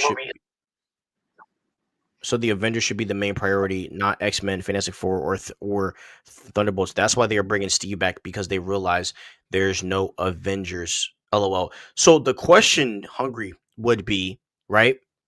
This is Avengers Doomsday, but this is called Doomsday. Like the end is near, so they might be at a point of desperation, and the question is, do they bring is Steve coming back to save the Avengers, or is Steve coming back because or did Steve just end up back there because he's being hunted by Doom? And the question is, who saves Steve? It could be Loki, because there are also rumors out there that Loki is going to take Thor and Cap, and they're going to be on their whole like kind of adventure during Doomsday, getting the multiversal Avengers together. So there's like a lot of things that are going around rumor wise, but I do think that in this movie with Doomsday and with them branding all of these teams together, everybody counts. Everybody means something. And if you think about it, right, in the new Avengers comic, we have the Illuminati, where it's everybody: Black Bolt, Doctor Strange, Iron Man, Mr. Fantastic. I think I said Black Panther. Like it's Professor X, but he dies, so Beast ends up taking his spot. And technically they would count as an Avengers team. So, I would say that the Avengers is kind of a universal word that, I think Avengers is for the team that shows up for the occasion. That's a better way of saying it. So, all right. Next topic here: Spider-Man Brand New Day. Oh, I didn't even put a cover for that. My bad, y'all. So Spider-Man Brand New Day has wrapped. Sorry. Yeah, I'm tripping. Spider-Man Brand New Day. Yeah, man. So Spider-Man Brand New Day has wrapped filming. And obviously they're probably going to be doing. Wait, I thought I did. Hold on 1 second, y'all. Am I tripping? You just sold. Oh, that's why I know. I put it lower in the order. It's all good. I'm gonna bring it back up here. Boom, boom. Okay. So Spider-Man Brand New Day has wrapped filming. And obviously, they're going to be doing reshoots next year before it comes out. I kind of want to see where you guys' heads are for Spider-Man Brand New Day. Are you excited? What do you look forward to? Do you guys have any theories? And kind of where your heads are at for Spider-Man 4? I'll take this one first. Always happy for a Spider-Man movie. Favorite superhero of all time. Always happy for it. Can never go wrong with a Spider-Man movie. In my opinion, I don't think there's a single bad Spider-Man movie. Now, if you want to talk about from like a movie standpoint, then TASM 2? I personally love TASM 2. You guys are insane. Shout out to Carter. I love TASM 2. Now, is it like ranked like favorite movie? I'll have to say like probably like TASM 2, like personally, but like as like an actual like Spider-Man movie, like it's not. It's probably like bottom 2, to be honest with you. But like I'd have to say I'm just excited for it. Just love Spider-Man. Spider-Man's just a very relatable character for everybody, for most people, let me just say that. And I think depending on how they do the story, which still don't know how they're going to do Sadie Sink, biggest mystery we have so far. And I'm just curious about how they're going to go about it. Because it's looking like it's going to be very grounded. But I know me and you have talked before about how we think that Doctor Doom is going to play a part in the end of this movie, and it's not going to be as grounded as we seem it is going to be. They are just trying to play us all until the movie comes out, and then we're going to actually see what's actually going on, because Spider-Man is going to pay for what he did at the end of No Way Home. How about you, Dallas? I'm gonna be honest. I don't really care. About Spider-Man 4? Sorry. So to be honest, I feel like obviously they have to wrap up the storyline and all that. I don't know. I struggle to like. I just feel like it's been going on for a while, and like, I want something new. Like, I'm more excited about and I'm more excited about seeing Miles again than I am about seeing this. Do I think it's gonna be? I think it's gonna be bad. I think they've. I don't have any actual grounding on this one, so I just have a feeling that I just feel like after like this is like I just feel like it's going to be not that good. Because a lot of these characters we got to see them with the like we got to see them while we were watching the Avengers movies, and it was like this overall feeling of just goodness and well-being because like the series was going along with itself, right? You get what I'm trying to say? Am I like losing you guys? Yeah. So you're Yeah. so yeah. I mean, so you're basically I like am how. losing. No. Like, I understand. No, I hear you. I hear you. Because Now it's like I'm watching this movie without like the goodness and the nostalgia of the great MCU that we had. And yeah. now I'm just like I'm watching this movie on the tail end of seeing it come out with like Madam Web and the other atrocious movies. Oh, That okay, bro. So, bro, Sony and Madam Web, that's not the MCU. That's Sony. No, I'm not saying. I'm saying it came out along that same time, and like you're right. Madam Web's a bad example, but you get what I'm trying to say. Like Yeah, the atmosphere the atmosphere that it was born in isn't there anymore. I don't agree only because where this movie is positioned is this is like a mini reboot for Spider-Man. You know, Spider-Man is back on his own. He's probably going to be working for the freaking paper again. And for the Daily Bugle. And also the director for Shang-Chi is directing this, which means that the fighting is going to be top tier. Also, Jackie Chan's stunt team, they've been in charge of 90% of the stunts for this movie. The Spider-Man suit is amazing. Sadie Sink, a lot of people think that she's playing Jean Grey, but we don't know. The Punisher is in this movie. We're also getting a Punisher special that is going to tie right into Spider-Man. I think, like a month before the movie comes out. So, and not to mention the Hulk is the Angry Hulk is back in this movie, and we're going to see Spider-Man go against the Angry Hulk. So, this is probably, in my opinion, this is going to be the best Spider-Man movie that we have ever seen. I actually, with all that in mind, I take back what I said. I'm willing to be wrong. I forgot about literally all of that. So you're good. All those other characters like being involved, we're going to see some cameos and stuff like that. I don't think it's going to be. No, I don't. Wait, hold on. Greatest Spider-Man we've ever seen, but I also don't think it's going to be. It might not be bad. I think this is going to be the greatest Spider-Man movie we have ever seen, but here's my thing: we need Harry Osborn and we need Norman Osborn. Those are two people that need to be in this movie. If we don't get Harry and Norman, or if we don't get Harry and Norman, I'll be very disappointed. And I think those characters are a must when it comes to doing a Spider-Man, especially since he's by himself now. Like, he has no Aunt May, he has no Uncle Ben. Like, you might as well add them in at this point. And I think that's what the guy who's playing Steve Harrison in Stranger Things, I think that's who he is going to be. He is going to be Harry. Oh, that'd be awesome. Yeah. I also don't think Aunt May is I also think Aunt May is going to come back in this movie. Please. So here is my theory. My theory is that Spider-Man Brand New Day is not happening. I don't think we are in the MCU right now when it comes to Spider-Man Brand New Day. I have a theory that when Doctor Strange set that spell, something happened. You know, something weird happened.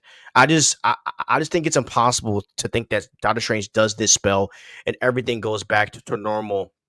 And, you know, we just forget, it's not like that. With the multiverse, when you do dumb stuff, there's going to be a consequence. And that's a part of Doomsday. We are going to see some of the consequences of that. I mean, look at the end of Doctor Strange, right? In Doctor Strange 2, what happened? Clea said, yeah, bro, you've done some dumb stuff. You need to go and fix this. So now he's with Clea figuring that out. And Clea might be working for Doctor Doom. Even at the end of the Marvels, there's a freaking incursion that is happening right there. Earth is about to collide into the MCU, and it's the Earth that the X-Men are on. Not to mention that the end of Ant-Man. Ant-Man's walking around, and something's just not right. So, I think that's the theme. So, I think we are about to get a really good Spider-Man center story. But I think like this Earth, this whatever he's on, this might be a stranded timeline. And I think that when Doctor Strange set that spell, the timeline stranded off, and now he is on some weird timeline that is not our MCU Earth, where everybody forgets who he is. So, and that's kind of where I'm at. I just don't think it just goes poof, everything's back to normal. There's some weird thing going on behind the scenes. Yeah. I just don't, just like I said earlier, I don't think it's this grounded movie that we're thinking it's going to be. I think there's going to be something more to it. But I agree. We'll see. I agree. All right, let's read some chats here. Why is the ice cream truck going down my street? Do not open that door, brother. No, yeah, hey, stay in that room, bro. Yes. I'm saying right here, bro. Lock that door, bro. I don't want the X-Men to have a big role. We read that. The movie is called Avengers Doomsday, so the Avengers should be the main priority. We read that too. Oh, my bad. We read that already. This is okay. Yeah, it's called Avengers Doomsday, so that means Doctor Doom and the Avengers. Oh yeah, I'm sorry. Yeah, I'm sorry. Yeah, it's called Avengers Doomsday, so that means Doctor Doom and the Avengers, not X-Men and F4. X-Men and F4 roles should be what the Guardians were in Infinity War and Endgame. The only problem is that our MCU Earth is most likely colliding with the Earth that the X-Men are on, which makes them automatically involved into this whole entire thing.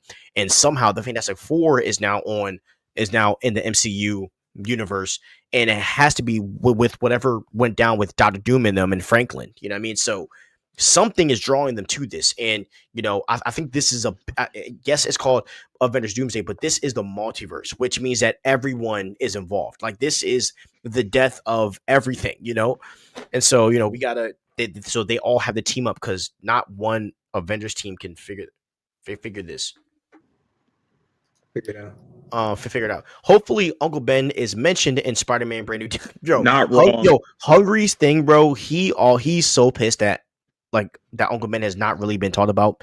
I think he talked about that when we did Spider-Man ranking. Yeah, he crashed out he did, once a week. TASM 1 and TASM 2 are very underrated. Thank you. That's a time for another day. I'm more excited for the Hulk than Spider-Man in his own movie. Love how you said we need Harry Osborn, Buffer. Bro, we don't need Uncle Ben. He's dead, bro. He's gone. Soup PP. Hi, honey. Hey, Dallas, what's up? Dallas, that is for you. Oh, nah. Okay, Dallas got game. All right, let's see. Okay, now next topic here. Caleb McLaughlin. Okay, so he was asked about. Wait, hold on. Someone just commented. Or let's answer these comments while we're here. How do you think they are going to play out Zendaya's character if Sadie is coming in? They could do it many ways. So I think that Sadie is going to be a romance situation for Peter. I think Peter's kind of going to be doing his own thing, and that's where I think we are going to get a Harry Osborn or someone like that, where Peter has this new netted MJ. And I think MJ is just going to be around, and maybe MJ's memory comes back. I'm not entirely sure, but I don't think she's going to have a big role in this movie, nor do I think she should. And can they dye her hair red if she is MJ? Come on, man. MJ just being around. But the thing, she's Michelle Jones. but her nickname is MJ, you know what I mean?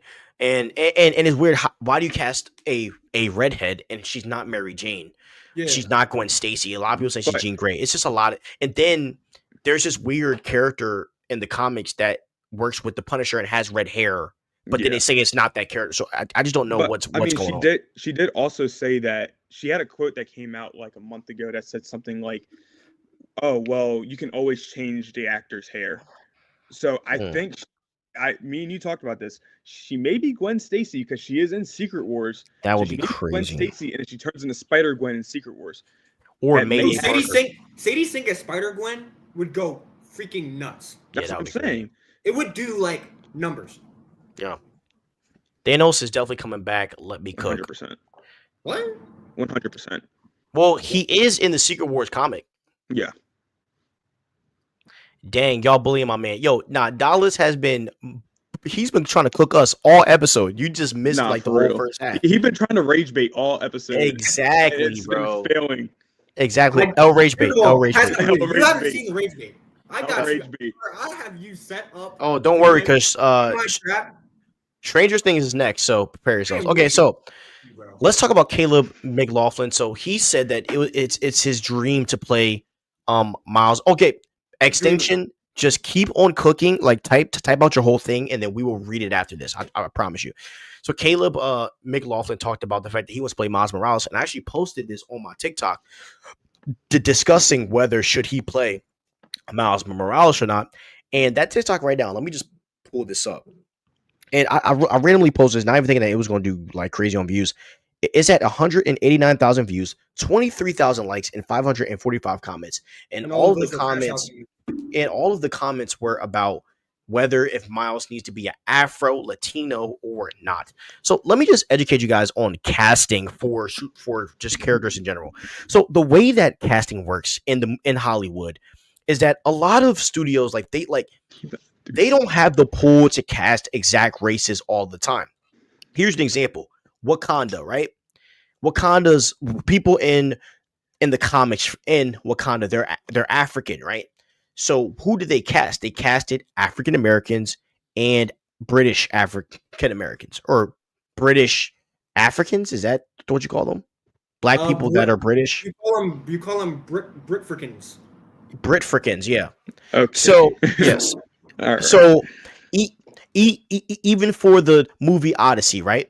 Like Odyssey is like these are Greek characters. Zendaya's in the movie. You know what I mean? She's playing Athena. You know, Matt Damon is in the movie. Tom Holland he's British. Yeah. Freaking what's his name? Who plays John Bernthal is in the Odyssey.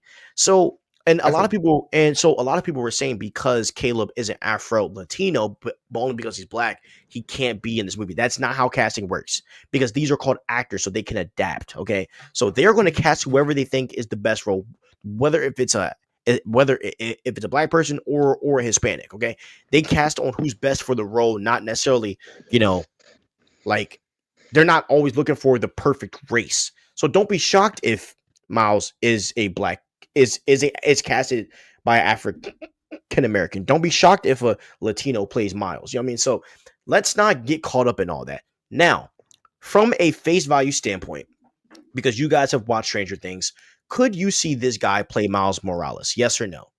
Let me cook with this one. Carter. You gonna go? Yeah, let me cook with this one. Go ahead, bro. Go ahead. I was waiting for you to say yes. It's Father Dallas go. But no one was saying that. You didn't say that. So no one was saying that, dude. But you were gonna say that because no one talks to you like that, dude. But I saw you like no. But I saw it anyway. Caleb McLaughlin, can he play Miles Morales? For me, it's not a question. Wait, you said Morales? Who? No, I said Caleb. Miles who? What? Miles Morales. I don't know. Miles who? No. You said you said Miles Morales, bro. I did not say We're putting you in pronunciation class. Yo, nah. You actually need to at this point. I'm clipping that. I'm gonna crash out. All right, go ahead. L Rage Bait. The W Rage Bait. Go ahead, bro. Go ahead. Caleb I'm just not gonna say his name. Caleb McLaughlin. It's not a question of ability. Bro. Shut up. It's not a question of ability. L Rage Bait. It's not a question of ability. It's a question of like whether we want to see him. And quite frankly, no. I don't think he should play Miles Morales. Why? Because Miles Morales has not been played. Stop. Yo, I'm about to cry. No, they commented. No, look. You said Miles Morales. All right. I'm really sorry. Bro, you spoke.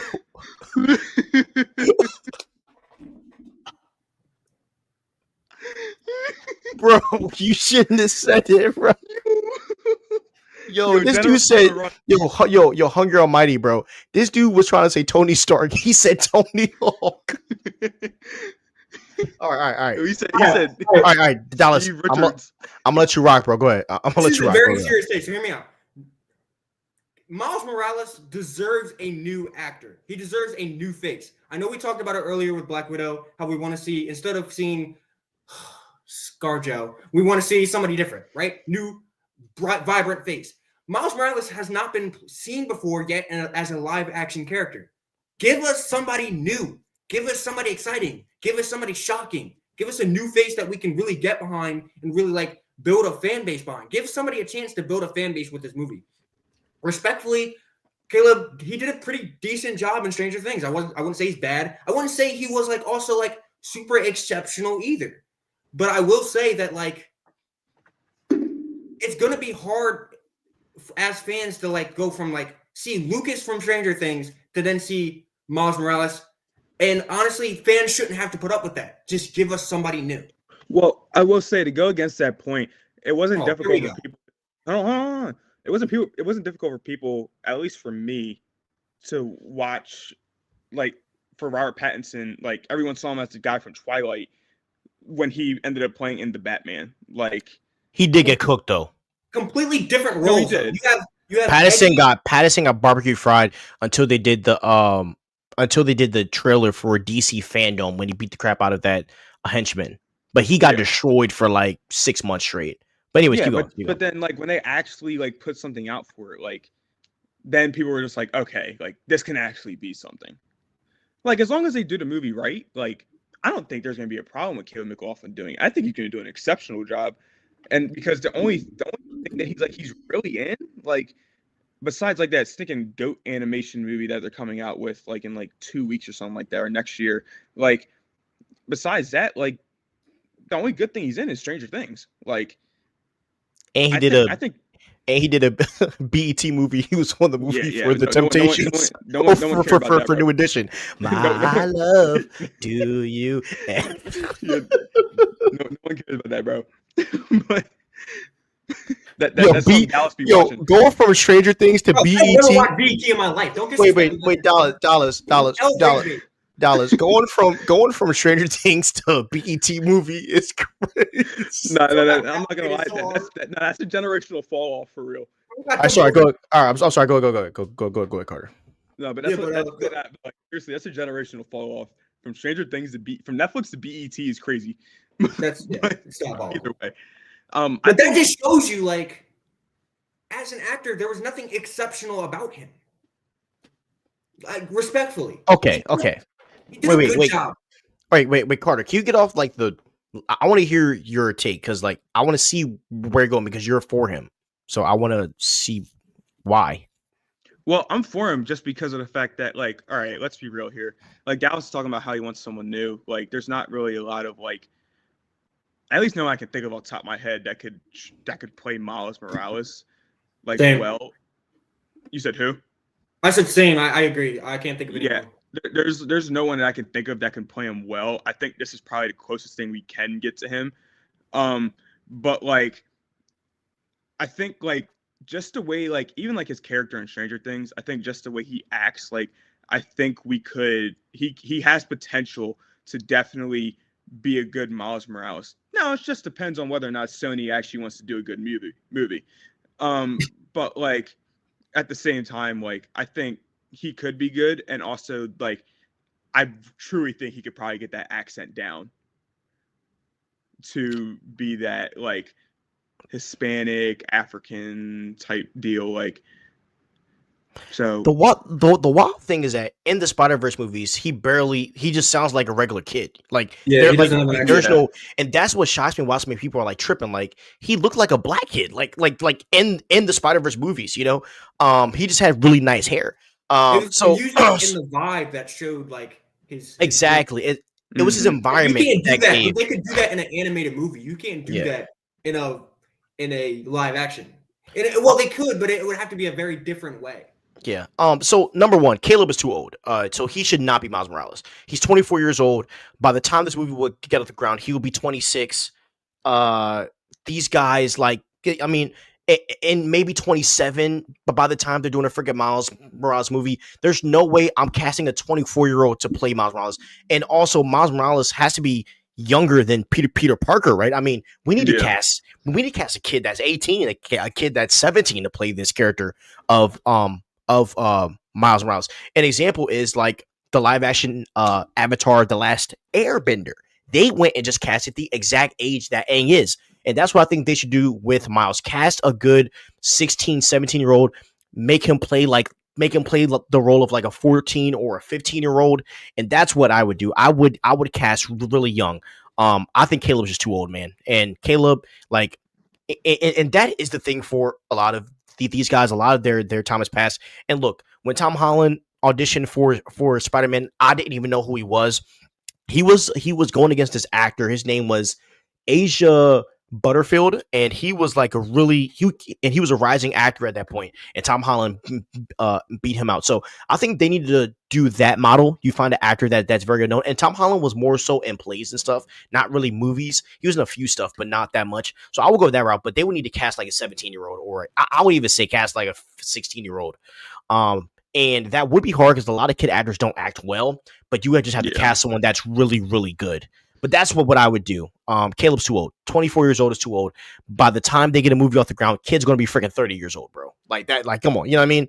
No matter what they do. Yeah. I also feel the same way. I also hold on for a second. I also feel the same way with Batman. Like, people keep saying, "Oh, Alan Richardson should play Batman," but do you guys understand that by the time the filming starts, Alan's going to be pushing almost 50? You know what I'm saying? Like, these guys are old, bro. You know, people say Jensen Ackles, like, he's going to be old, you know, so you need to cast a little younger. So by the time the movie's coming out, these guys are pushing 40 and 50. So, and I don't want a Miles Morales that is 30 playing like they're freaking 16 or 15. This isn't a freaking 2000s show where we know that everybody is 35, but they're playing 17-year-olds. That's weird. So, yeah, that's kind of where I'm at, bro. You know, but we need a younger guy to play Miles Morales. Caleb, I love you, bro, but pass on this one. Hop on the Netflix train, do some rom-coms, make your money and retire, bro. I'm kidding. But, low key, perfect guy to play Miles Morales. Will from Derry. Dallas loves that. I already know Dallas would love that one. Rage bait. Will from Derry is the worst actor I've ever seen. Rage bait. All right, so what people are going to have to struggle with is that the Miles Morales movie, like, whatever movie he's in, whoever the actor is, it's never going to be as good as the animated. Ever. They're never going to live up to that. They've reached peak. They already ascended. They're never reaching that again. Moving on. Miles Morales has already had his best form. I disagree, bro. Miles was not, bro. Why do people act like Miles was so generational in Spider-Verse? It wasn't really him. It was the movie. Nah, I'm gonna do my own thing, bro. It's not generational, bro. Like, come on, dog. It wasn't generational, bro. Yo, Hungry Almighty, he did say it again, bro. He said Miles Morales again, bro. This is that Newcastle talk he got going on here. Whoa. Wait, I can't even talk because I'm also from Newcastle. You're there from there too. Yeah, I'm not. I don't identify with your lifestyle.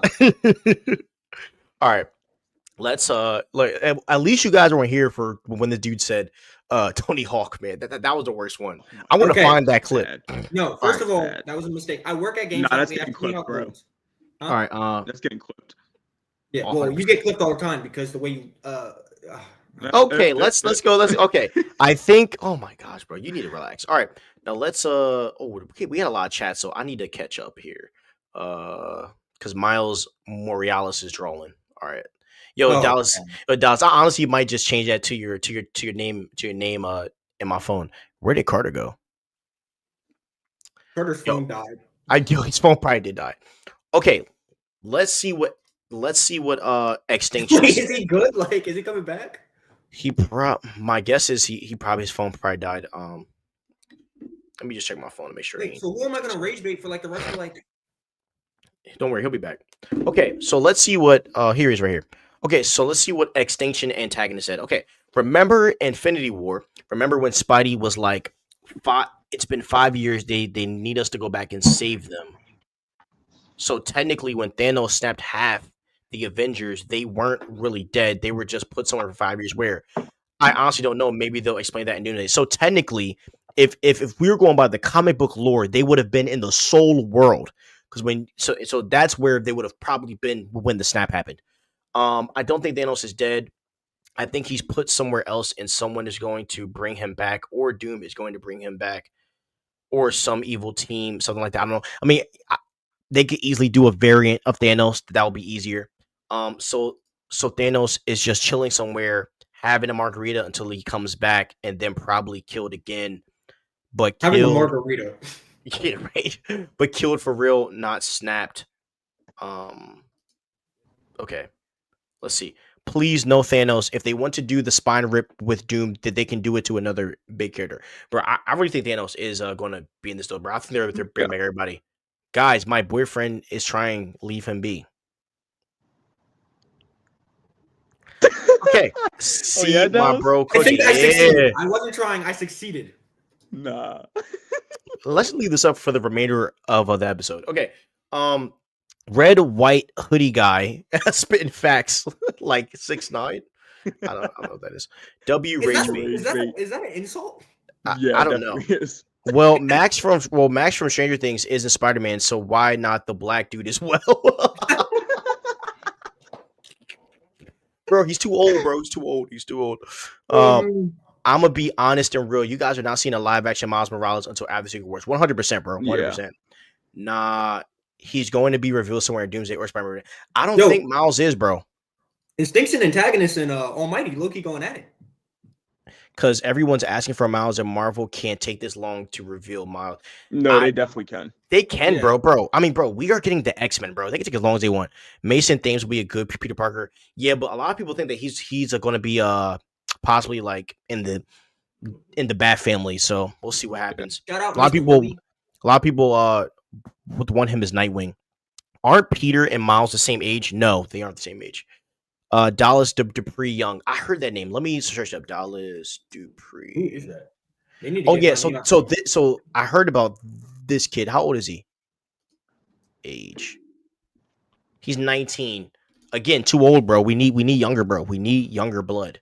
We need younger. He's 19. Like, how much younger can you need to cast like a 17-year-old, bro. Without being a bad actor. No, but you got to think about it from the announcement to getting on set. Like you got to watch that age. Tom Holland works because he just looks like a child forever, bro. Yeah. No, I swear we were went over that laughing emojis. Tony Hawk, yeah, bro. He tried to say Tony Stark and he said Tony Hawk. You got to go all the way up. Yeah, bro, we did. But like, if Doomsday is going to be a big movie, bring everybody back. Exactly, bro. You got to. But Secret Wars is going to be even crazier. You got this, baby. Yeah, Dallas. You do got it. Okay. Now let's get to what we've all been waiting for. Okay. Dallas has been waiting to talk about this all week long. So if you guys don't know, every Sunday night, me, Dallas Carter, we hang out, we eat dinner together, and then we watch Welcome to Derry. And this dude has been talking about Stranger Things for the past, I don't even know how long. So Dallas, oh man, you're about to get fried. So we're about to do a quick review of just Stranger Things, and kind of how we feel about it. So Dallas, how do you feel about Stranger? How do I look? Okay, Dallas, how do you feel about Stranger Things? I'm going to give you the floor. As a show is an amazing show. Okay, season 5 though sucks. That's where I want to focus on season 5 because that's the new season that came out. Season 5 is not only the worst season 5 of Stranger Things. It's a very bad season, like in general. It's just not enjoyable to watch. There's some big reveals, and it falls into the trap that all these recent shows are falling into, where it's all about big thrills, big reveals, great animation, but very little actual like cohesive storytelling and very little actual meat. The storytelling, the story writing is actually horrendous. The acting but you can tell that the actors have been away from the product for too long. But I can give you guys like 12 solid reasons as to why Stranger Things absolutely sucks. What did Stevie say? Oh, okay. So Carter, if you want, I'm down to break down these 12 things that I have. All right, let me hear it. All right. Number 1, and let me go to my list because I wrote them all down because I really wanted to impress you, man. All right. Number 1. Hopper's actions, but not just Hopper's. But we're going to use Hopper as the greatest example. Hopper's actions don't make any sense once you actually include his character, who he is, what they've portrayed him to be so far. And we're going to take one specific action in general. Him strapping the bomb to himself makes absolutely zero sense. It's not who he is, and it doesn't make sense for what he's done so far on the show. Every single action that Hopper has taken, including him sacrificing himself the first time when he went to sacrifice himself, was because he thought that was going to be the end. As far as they knew, that was the end of it. Once that was gone, they were done. But Hopper knows that a bomb is not going to take out Vecna. Hopper knows this. But for him to go all the way out to do that, that's not who he is. He's all about returning back home to Joyce, returning back for Elle. He's already experienced big loss the first time. He wouldn't do that to another person for an uncertainty. That doesn't fit his character. I'll give you the room to respond to that one. So the reason why, I mean, granted, I can see what you're talking about with that point, just because of the fact that, like, it doesn't really go with him. My only rebuttal against that is just because of the fact that he is, you can tell, bro is going crazy. Yeah, he doesn't know what is going on, and he does not know what the future is going to hold for him. Because for one, like, they had that whole, like, huge split in the earth, or I guess you could say in Hawkins, had that whole huge split in Hawkins and everything, and it caused this whole thing. Now he's trying to train 11 so that she can be able to fight Vecna, like, and she's actually strong enough to do it and all this other stuff. Like, bro is genuinely going crazy, and we saw it through all of season 5. And his craziness carried into the fact that bro thought that he could just, like, do what he did.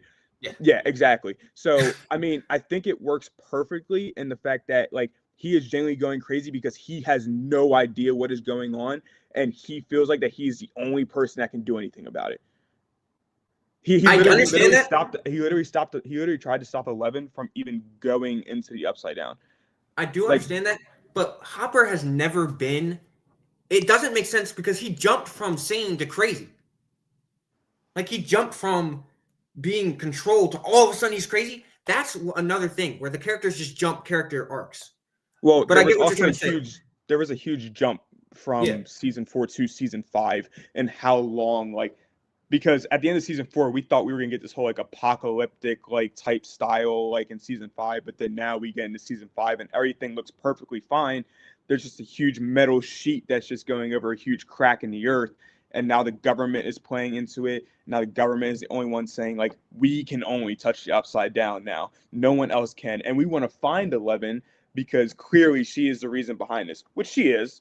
She is the reason why Vecna is Vecna, but at the same time, I think all of that has to play in to account. And I will say, to that point, they did do a bad job of kind of telling us, like, what happened, like, in detail in between season 4 and season 5.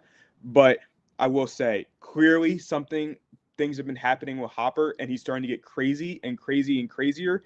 And clearly that come in at the beginning of season 5, and it's showing because everyone is literally on quarantine lockdown and cannot leave Hawkins, and the government is literally controlling their every last move. And Stevie, how long do we have with Stranger Things? Hide a whole child from everybody. Bro is pulling a break. How long do we have for Stranger Things? Let's just wait. Are you listing all 20 of your reasons? No, I'm going to list like 6 or 7. How many reasons have you had so far? Or you said so far? Only one. That's the first one. Oh my gosh. Okay. My second reason. Just pick like 3 of your biggest reasons. Give 2 more. Give 2 more. Yeah, give 2 more. Yeah, give 2 more. And Percy Jackson. Holly tells Mike about Mr. Whatsit as an imaginary man that only she can see, who warns her about monsters and Hawkins. And instead of reacting with alarm, right, Mike is like, nah, monsters aren't real. That is the dumbest thing I've ever seen a show do. Because Mike has always been, since season 1, one of the most in tune characters with the Upside Down, or what's going on when it comes to believing the imaginary things that happen, right? Mike has been fighting monsters since season 1. Holly comes to him with a very clear red flag. Mike is one of the most astute characters when it comes to picking up those red flags and latching onto something. For his sister to come to him and be like, yeah, there's this imaginary man that tells me that there are monsters coming to get me. And he's like, no, makes 0 sense. And that is a big plot hole. So I will say, like, for him being that big brother figure in Holly's life, granted, clearly there's been a lot that's been going on because Holly is a lot older in season 5 than she was in season 4. Like, so clearly there like years had to have went by. Like they had to have at this point. There's no shot this girl grew like 6 inches in a matter of like 3 months. Nah, for real. She couldn't be a basketball player. That's what I'm saying. Like, mad tall for what? But either way, like she is just like, I think he's just trying to play into the big brother role and the fact of like he's trying not to have her freak out. He definitely knows something's wrong because I mean, like we even see it like Will has powers now and everything. So like, and I think like he is just very like I think the powers that he explained to her, I think she is going to have those. For my third pick, I don't know which one I want to pick. I have a few good ones. Just pick the most important. Max, okay, the most important. Will. All right. I was waiting for this. I was waiting for you to crash out. Go ahead. Robin and Will's dynamic is so trope heavy, it's almost disgusting, right? Because it's great to see Robin get to be that sane voice of reason character, but they're like they grabbed it, and I don't care about Will being gay and being in love with Mike, but they grabbed the two gay characters and put them together, and we're like, yeah, this is a great idea, and it sounds like something that ChatGPT came up with, right? And Robin's conversation with Will, the big defining, like, accept who you are, go and conquer the world conversation that she had with Will was poorly done, out of place, made no sense, and distracted from Will's actual storyline, Will's actual main plot line. I do agree with that. Huh? I said, I do agree with that. Which is his loss of agency and his desire to be free from his mother's clutches and finally do some good. And they, instead of focusing on that and driving that, which they did the same thing with Dustin when they started Dustin off with this dark Dustin arc and then completely abandoned it midway through. After the Losers Club, Lucas, Mike, and Will disrespected Hellfire and were completely disdainful to Eddie and his dream and his sacrifice, which makes zero sense for them because Eddie left Hellfire to them. And so you see this thing where they start storylines. You start storylines, which is Will's loss of agency, Dark Dustin. We'll leave it at that in all its connotations. Lucas, Mike, and Will being completely just blasé about Eddie dying and what he left them, and you take these storylines and then you completely just ignore them, or you take the ones that don't matter and force them down our throats instead of taking the actual storyline and focusing on that, which would have actually advanced the story. Yeah, I mean, I will say I do agree with you on that point. Like the only thing is that when you talk about the whole like, I think the reason behind why, because just like I have said before, clearly this is further off in advance from season 4 to season 5. So I think the whole reason why they are not as into the whole Hellfire thing as Dustin is just because of the fact that they are getting older. I like once you get older, there's certain things that you have that you kind of just set to the side because you're like, all right, like I'm getting older, like come on, like you gotta put some of that childish stuff away. But like I will say, like, I think that's the reason why they're doing it. There's definitely a bunch of stuff that needs to get answered still.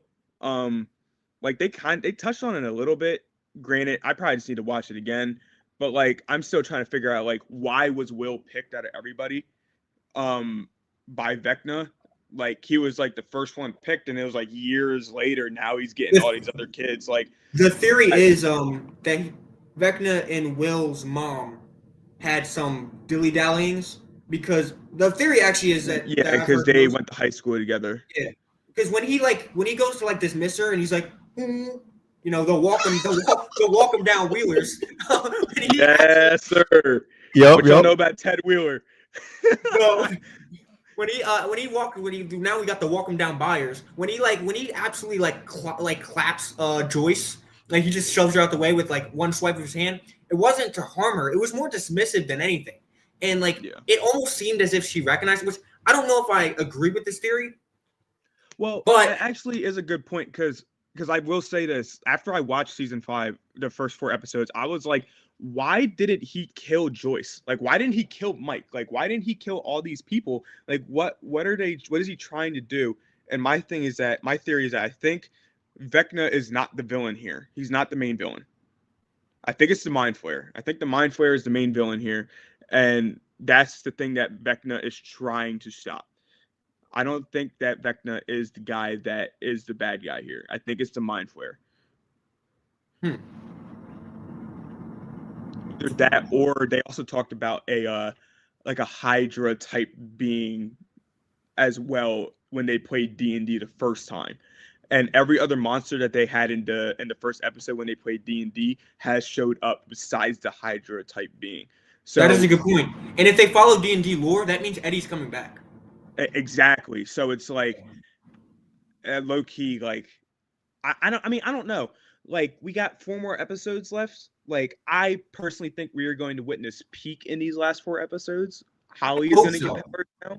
Like, thinking Derek is going to get powers. My goat. But either way, you think they're going to get powers? Oh, 100%. I mean, he took the kids, and I think that's the whole point of the kids is so that they can get powers. I hope not, because like when Mike talked to Holly about like who like her character would be in D&D, like I think those are the exact powers Holly is going to get.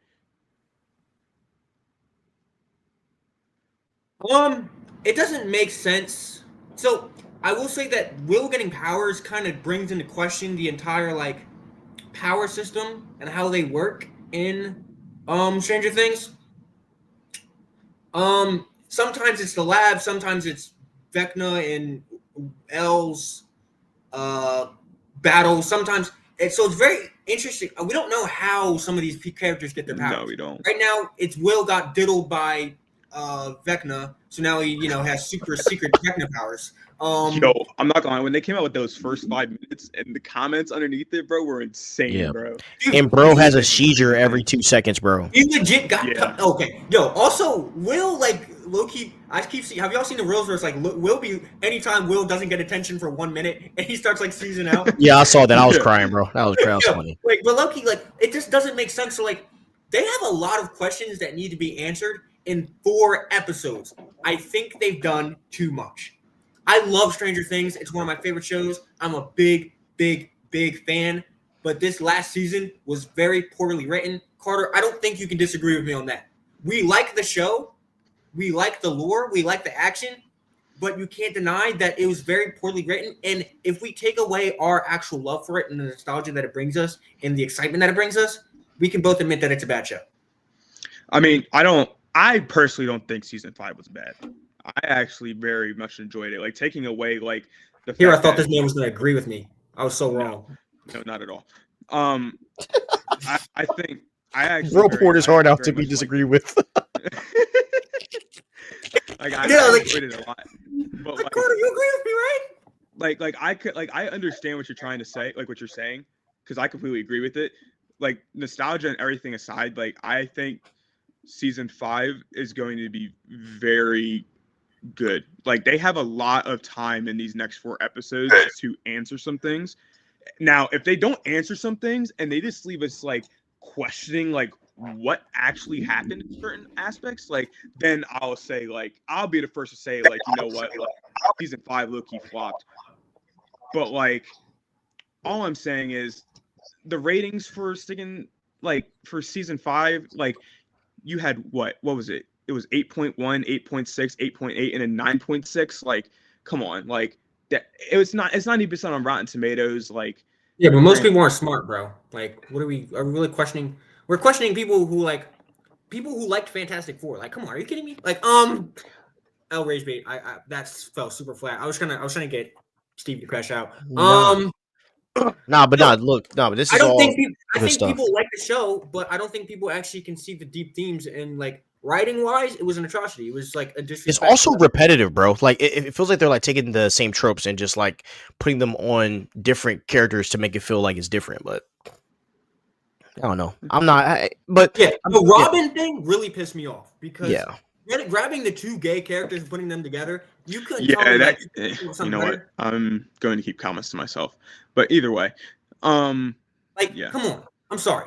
Like, come on. Are you kidding me? Like, you couldn't. Like, that's the limit of your creativity. Yeah, let's take the two characters that both are gay and put them together. Oh, Yeah, it was just super like predictable, like, you know. come on. Are you? Yeah, That's so it's just super predictable.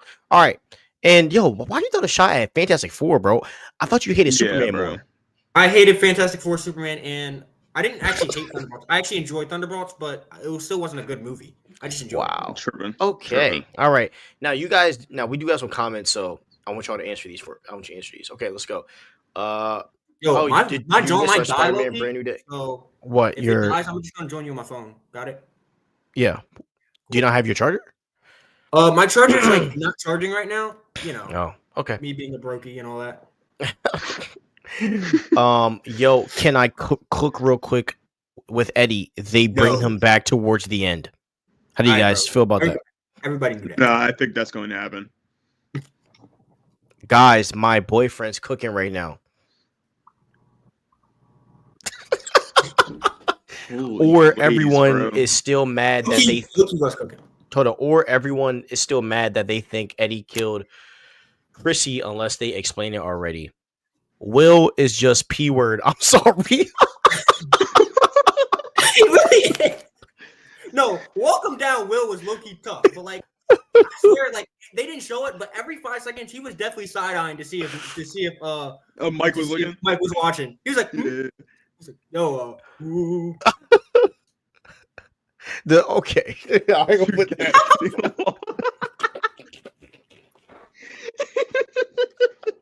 Oh my god. All right, hated Superman and Fantastic Four. He can't take his opinion seriously. Thank you. You cannot take him seriously, bro. Yo, Dallas is insane, bro. Dallas is insane. I don't like him, but that's for a different stream. Dallas is insane. Dallas is insane. Not insane. I'm actually the most logical person here because I can actually come with reasons, facts, and proof to support my statements. I don't just talk out my cheeks, bro. I don't. Yeah, bro. You're still insane, bro. You're still insane. No. The thing about insanity is maybe Nah, bro. You were insane, bro. No. Okay. Next, the only logical one here. We'll see. Relax. Next topic. Welcome to Dairy. Jesus Christ! Don't get me started. Ding. Yo, if we didn't have copyright, I would make that the theme song of our. I would make that the theme song of our like podcast, and then just like Photoshop all of our faces on it. That'd be hilarious. At that point, we can't play it. Just play it after every segment, bro. Yo, we would just get copyrighted, bro. Yo, you didn't go over comments, bro. Oh yeah, you did. I'm tweaking. Oh wait, bro, they still bringing up Miles Morales. Oh my gosh, bro. Yeah, bro. I have a speech impediment. You need to stop making fun of me because this is. No, you're not going to pull that because I have a speech impediment too, and you be trying to roast me on mine. So we're going to stop that. Don't do that. That's a lie. First of all, this is harassment. Second of all, you are attacking my mental health, and I don't. Okay, we're going to mute Dallas for a second, bro. He yapping too much. I'll take you on mute. Oh my god! I hope somebody can read lips. Bro, bring brand new.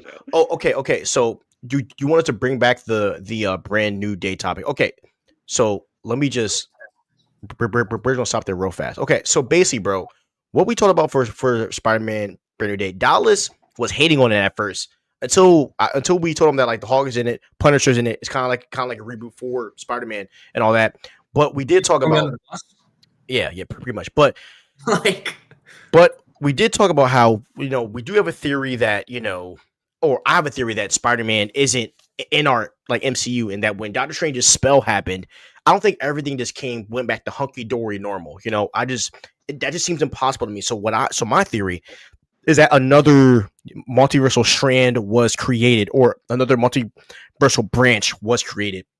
And Spider-Man is in a different world where no one knows who he is. And I think that's kind of where we are at. So that's what I think. And also going to get the best Spider-Man suit to ever exist besides the PS4 Spider-Man game. And we also talked about Sadie Sink. Honestly, they should bring that suit. Spider-Man should he should have had that suit off the rip. But what is y'all think of suits? Like, y'all just love seeing another man dressed up, huh? I just love costumes, bro. I'm a costume connoisseur. But I also think that Sadie Sink, um, so there's rumors that Sadie Sink is playing Jean Grey. There's other rumors that she's maybe working with the Punisher. Some people think she's going to say. Some people think she's MJ. We just don't know. Yeah, that And Jean Grey one yeah, is probably like the biggest one right now. if she is Jean Grey, that would be crazy. Yeah, because then a lot of people think that Harris Dickinson is in this, and a lot of people think that he's casted as Cyclops. So I just don't know. I don't know. Somebody told me that they want him to be James Bond. I'm like, no, he's not British. I don't think so. But anyways, okay. Let's see. Let's just read these chats. Ha, hungry. I'm glad I tapped in here. Hey, man, thank you, bro, and please sub, bro, because we would love to talk to you guys more. I am being a spoiler. Yes, you are a W girlfriend to my guy, man. Shout out to you. Okay. Let me cook. So technically, okay, cook.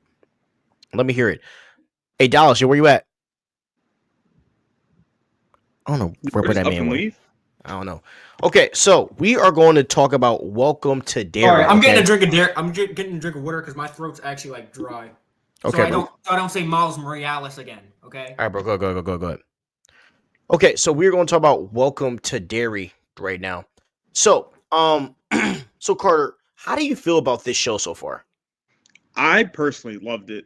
I'm loving it so far. I will say, I was very confused at the beginning because I was like, bro, we have no Pennywise. Like, we're getting like these little like glimpses of it like here and there. Like at the beginning, like remember, like I watched the episode before you, episode 1, because you watched episode 1 like a week late when we watched episode 2. And remember, like I was like, my first initial thought was like that baby, like at the beginning, like after it was birthed, like I thought it was Pennywise. Like I genuinely thought. And next thing you know, like supposedly it's not. We got more into his origins and how we truly understand where he came from and like how he got here. Granted, the book talked about it, but like now we get more visuals of like what it actually was like. And I will say like this show is pretty good. I will say I will have to agree with Dallas.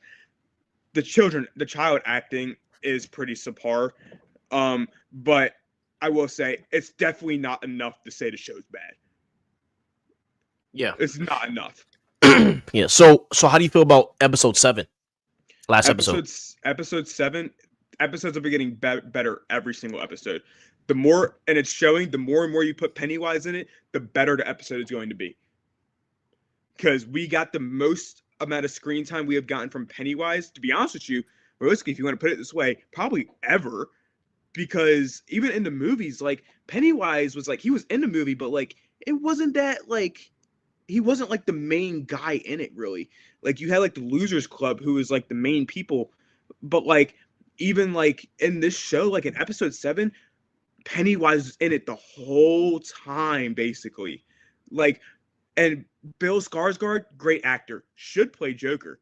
His laugh as Pennywise was 100% incredible, and it immediately reminded me of Joker. I was like, he needs to play Joker immediately. James Gunn, if you're watching this, I've been saying that for years. I want him the Joker. I want him a Joker. The only thing is that like he might be wanting some bread for that. Oh, 100%. He's gonna have to get paid handsomely. No, 100%. My favorite episode so far was episode 6, but I do think episode 7 is the best episode to date so far.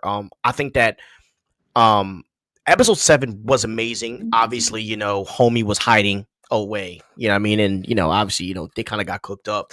The whole building caught on fire. Little homie died, which was super upsetting. Yeah.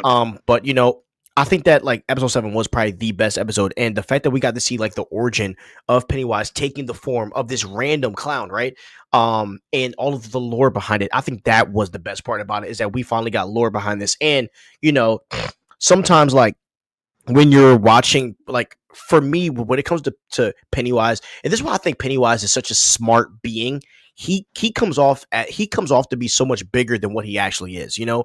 Like seeing Pennywise at first, I thought there was this big spiritual and weird tie to him, but the reality is he's just an alien. You know what I mean? He's an alien that landed here and he crashed out, you know? So it's the best way to do it. And the military's role in this is also like interesting. You know, Leroy crashed out hollering, has been the highlight for me for the show, and the internal torture that Pennywise is putting him through is chef's kiss. And Halloran is legit like losing his mind every single episode, and it's getting worse and worse and worse. And episode 7 was the worst that we've seen so far. So I wonder what's going to happen with Leroy, because obviously Leroy he told his family like, yo, like we're going to get out of Derry, right? But obviously Leroy is not allowed to leave his military campus. So how are they going to do that? And what's the next move with his family? His wife has been the most annoying character for me though in the show. No. The most annoying character is Ronnie. Really? That is 100%. a very close second.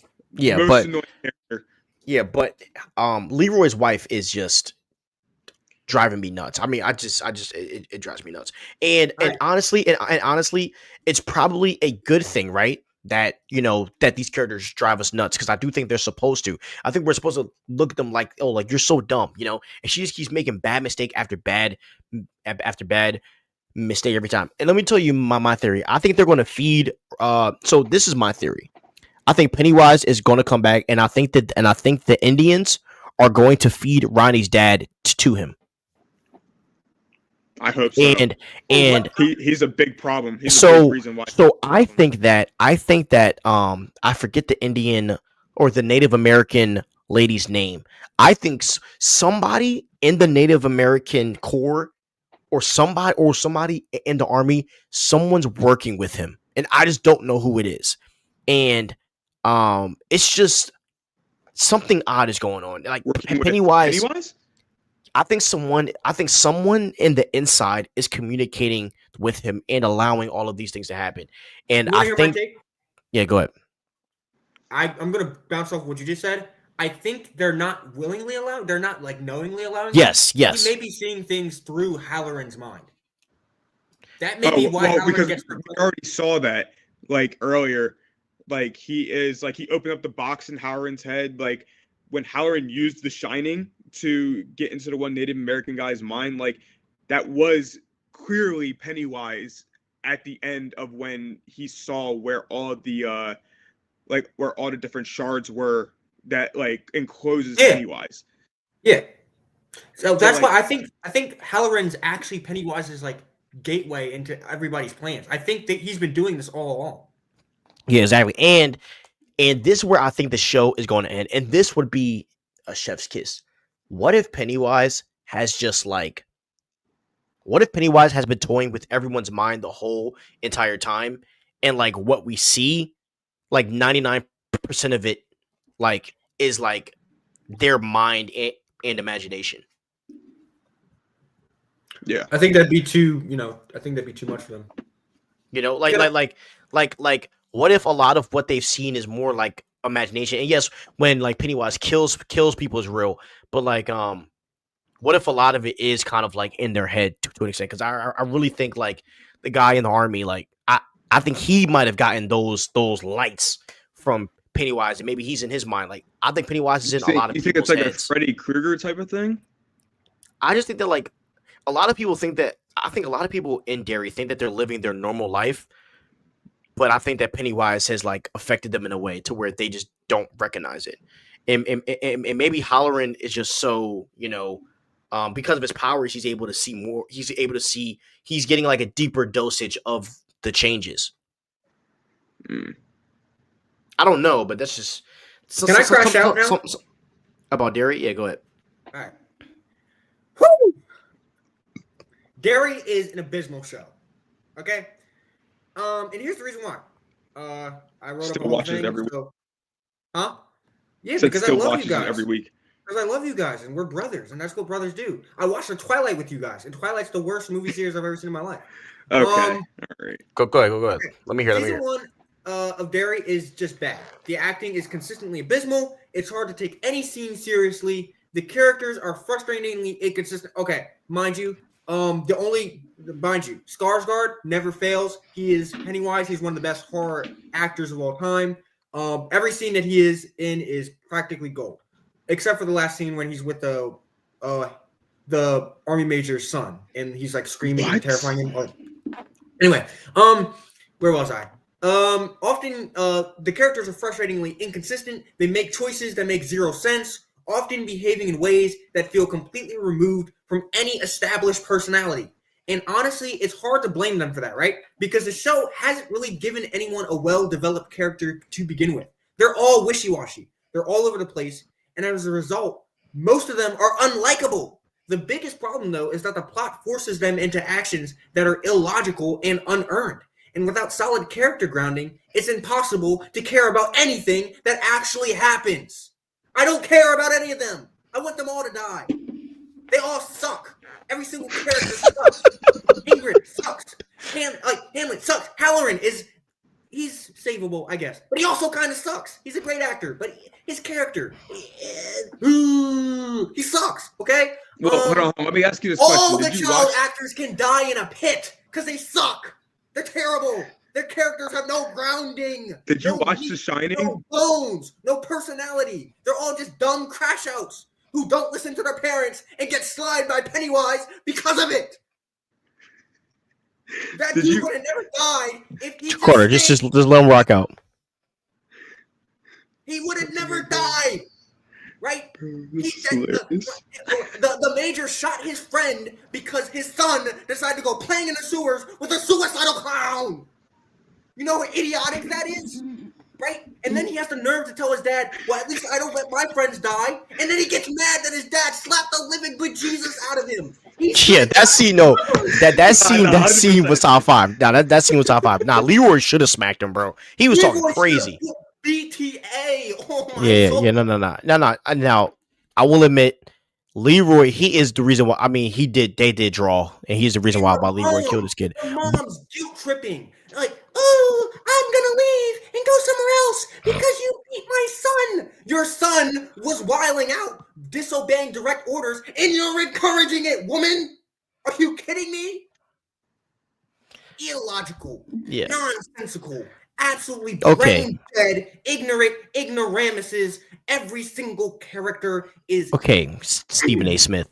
I mean, but I also think like you expect too much out of these characters. This is a horror genre, and in the horror genre, people always make the dumb decision. Like I don't I don't think this is because of incompetence. I think it's just because like that's the way they wrote it, bro. And I think you're supposed to get like frustrated and be angry and call them stupid, like the same way in most horror films. You're like, bro, why would you go in that room? You know what I mean? Like that's a part of this thing, you know.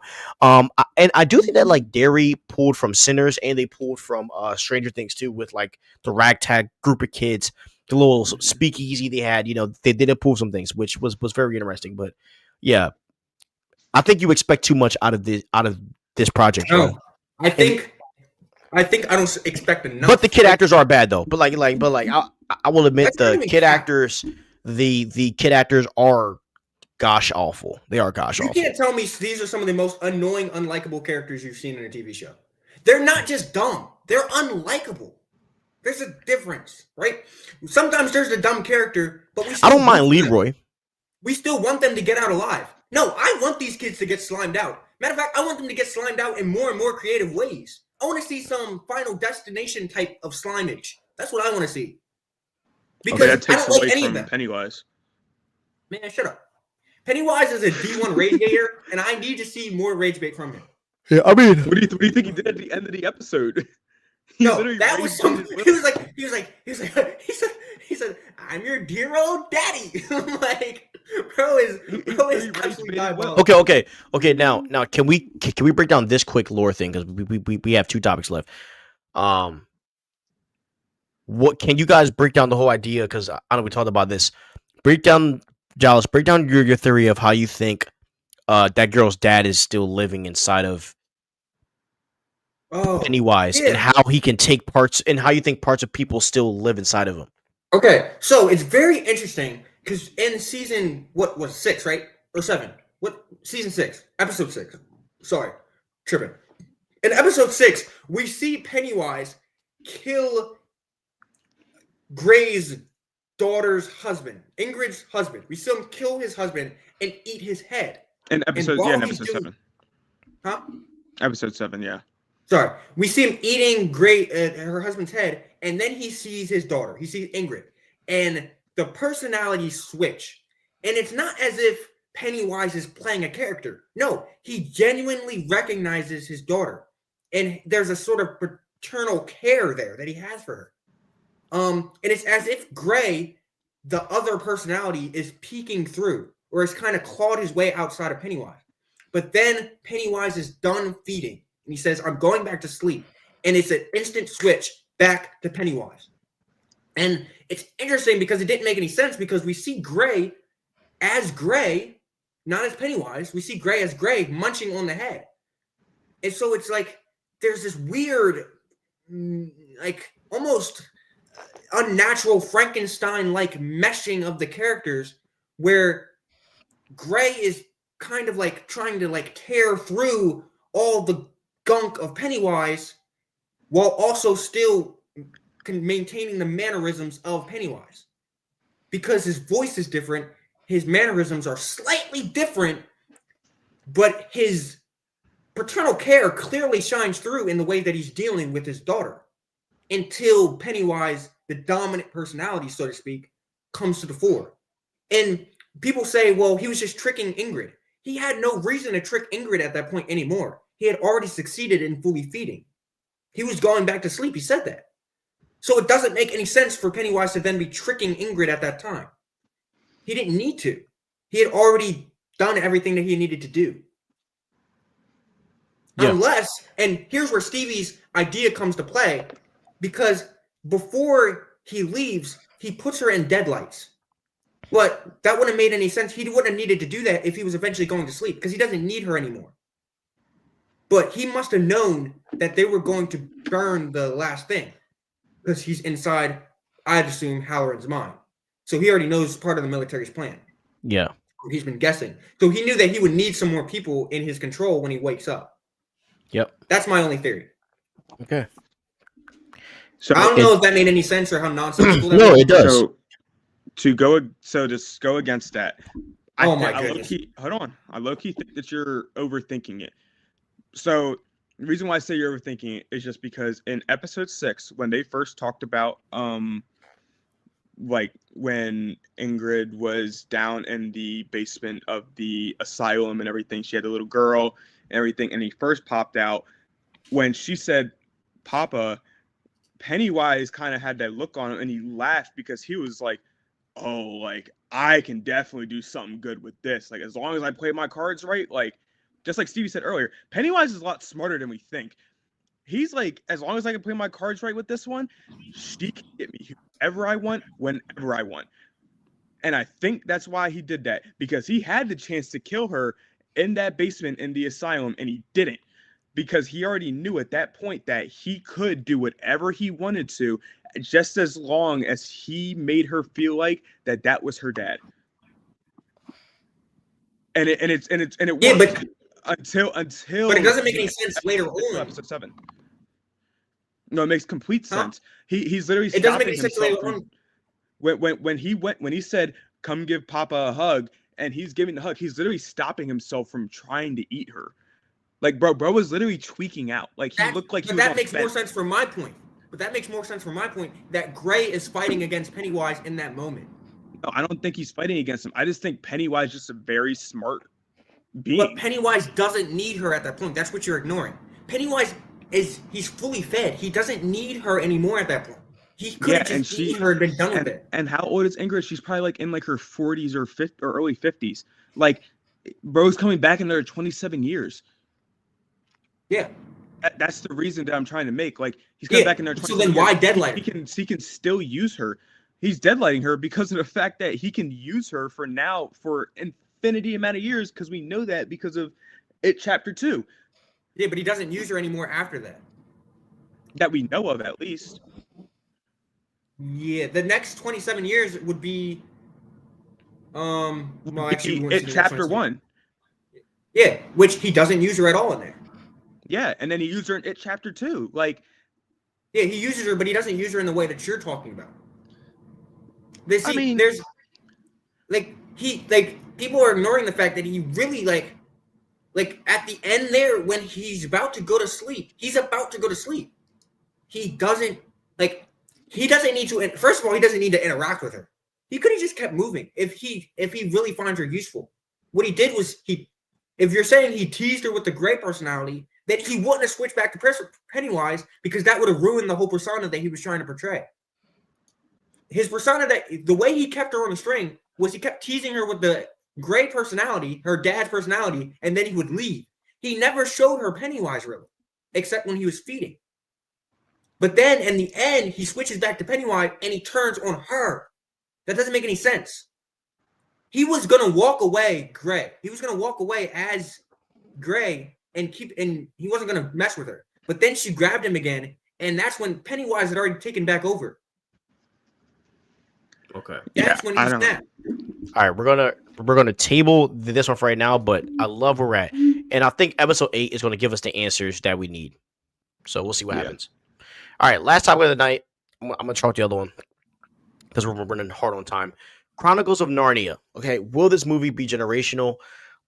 Let's talk about what the IMAX CEO said about this. So, the IMAX CEO, Rich Gelfond, has called Greta Gerwig's upcoming Netflix Narnia film a cultural event and that it is going to change the world. And he emphasized that this is a bold, modern reinterpretation, stating, "This is not your mother's or your grandma's Narnia." So here's some key points here. He said, as I said, a cultural event, and he expressed extreme confidence in the film's potential impact, suggesting that it could have the kind of massive cultural footprint that Greta Gerwig's Barbie had. In regards to the modern tone, the CEO highlighted a very different tone from previous adaptations with a rock and roll spirit. He mentioned the score, created by Mark Ronson, will feature contemporary music with influence from bands like Pink Floyd and The Doors, a choice he believes will appeal to IMAX audiences. And this is obviously designed for IMAX. Now, addressing pushback, while some major theater chains initially expressed anger and threatened to boycott the film due to Netflix's unique release model, a limited theatrical run, Gelfond remained unconcerned, suggesting he has a nuclear option to ensure cooperation once the film's quality and buzz become easier. And the release plan, this is The Magician's Nephew, and this is scheduled for a multi-week exclusive run. So I posted this on TikTok, and the biggest problem that came out of this was the fact that a lot of people were saying, why are you changing this and taking out all of the undertones that made Narnia Narnia? And a lot of people aren't happy with this rock and roll modernized version of Chronicles of Narnia. And I'm going to be honest, and I've said this 1,000 times. I think that directors are the most selfish people, and they are the most arrogant people, because a lot of the directors, they don't go in to honor the characters, but they go in to make their own version of these projects. And I think properties like Narnia, Lord of the Rings, Game of Thrones, they aren't meant to be metal. They are meant to be put onto screen. There's certain things where you can make changes, like we've seen in Avengers in Infinity War, but that took almost 10 years of trust in order to change a big story like that. I think Greta Gerwig's movie could fail in theaters if she goes too far. I want to know how you guys feel about, Greta Gerwig making changes, and do you think that having a modernized view of this can make Narnia a generational movie? Go ahead, Dallas. Greta Gerwig, honestly, she's a decent director. She's known for taking films and giving them this feminist interpretation, right? So reinterpretation, really. You got Little Women, which is a feminist movie, theoretically, right? We have Barbie, where she takes these films and she takes these strong female characters and she expounds on them, she builds them, and she kind of explodes them, so to speak. And she does very well with that. But here's the problem: her first movie is The Magician's Nephew. Now, what her directors take work with The Lion, the Witch, and the Wardrobe? Yes, because you have strong characters you can do that with, Susan and Lucy. And honestly, Lucy, we all know, is probably the most grounded, important character in The Lion, the Witch, and the Wardrobe. But it's The Magician's Nephew. All these other movies are pretty much male-dominated movies. She has nothing to play with, really here. And the other stuff about Greta Gerwig is that,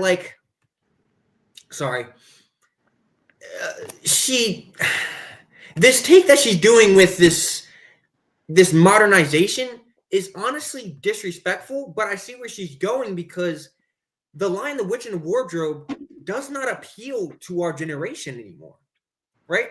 We're not a generation of creativity and moral themes and all the stuff that makes the line that made the line "The Witch in the Wardrobe" a classic and that appealed to the earlier generations and that early 2000 generation when the movies released.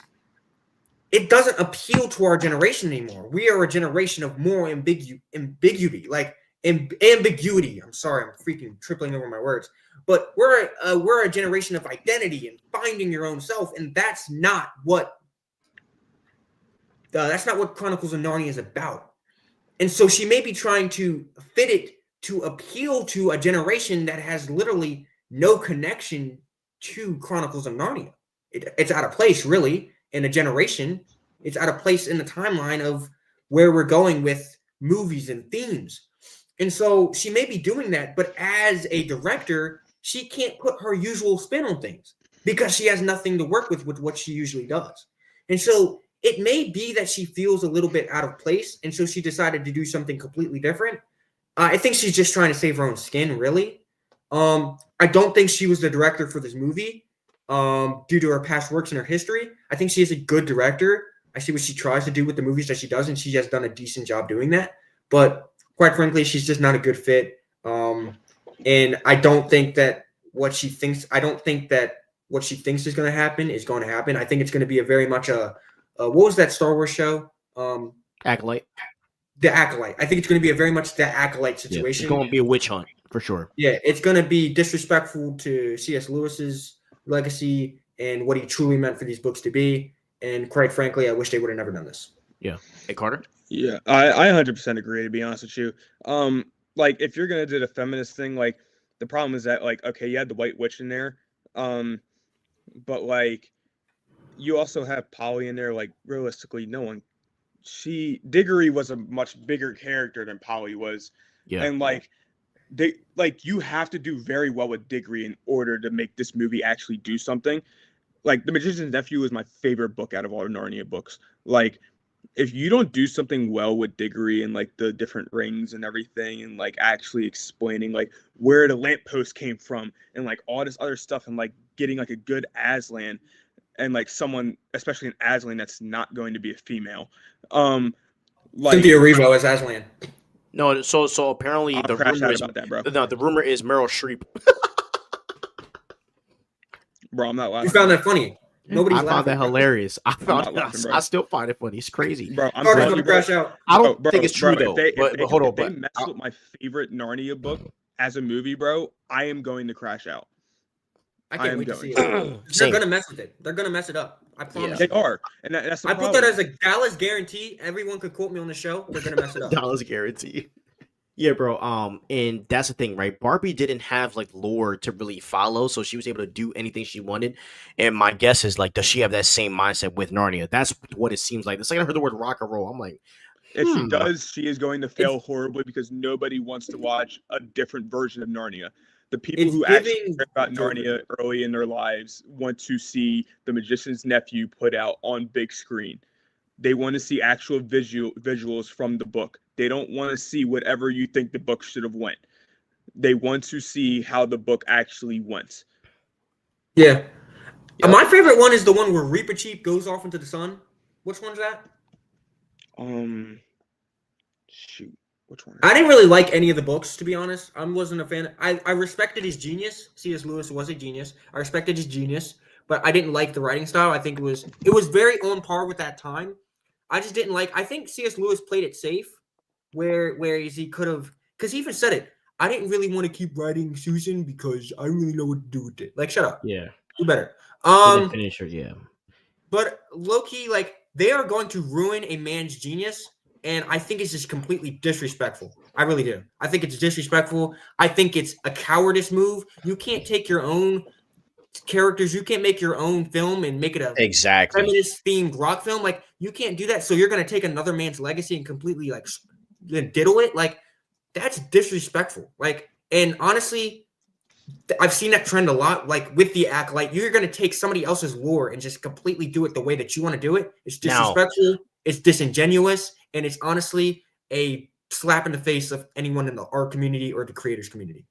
Now, the only bright side is that she's only on for 2 movies, and if the first one bombs, she might be kicked out because they're really committed to doing this. So they're giving her a very short leash. Yeah, she's only doing 2 movies. So I do think that I wonder if some of this stuff has changed. Because like it just doesn't go with Netflix. Netflix is really like on the money with like adaptations lately. So if they allow her to do this, bro, this will really shock me, guys. So what are the 2 apps? But look, let's go through the comments and then we can end the show because Extinction Antagonist gave us a really long theory, so we're gonna read that and then we're gonna get out of here. Your hashtag. Okay, so technically, when portals from the sky were opening in No Way Home, you can see a bunch of characters right from the sky, all the villains. Some of them are in Brand New Day. No, more to be revealed maybe. So technically, no. The only thing that we know is Punisher, maybe the Hand. We know that Scorpion is in this, but that's in Tombstone. But and my theory is that Tombstone might be, you know, a character that kind of just jumped in here in this new Earth that Peter Parker's on. We love dairy. Yes, we do, baby. Okay, Hulk casting.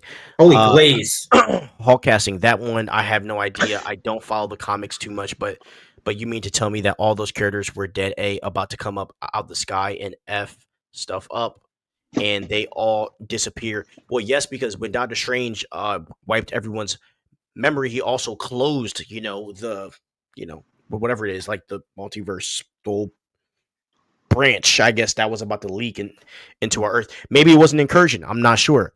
And I think in Brand New Day we'll find that out. I know it's a little off topic, but now Marvel has uploaded a hidden video that is displayed in their MCU trailers and all in official trailers playlist. Very excited if it's dropping Thursday yet, bro. It has to be this week, bro. Because Spidey made everyone forget about him. Nah, I think all those villains from the sky may be revealed in Brand New Day, maybe, because technically they already teased what will be in Brand New Day. I mean, it could be valid because there are going to be multiple villains if you're really thinking about it. Plus, I have another cooking session. Remember when just put him on the show, bro. Remember when a tweet came out that Brand New Day was going to be very dark for Peter? I think MJ is going to die, and maybe Ned something crazy like Brand New Day that will forever change how Peter will be ongoing forward in the future. And what if they die and Peter finds out that this place isn't real? That'll be even crazier. Like after Brand New Day, Peter will not be the same and will be a very different and not this.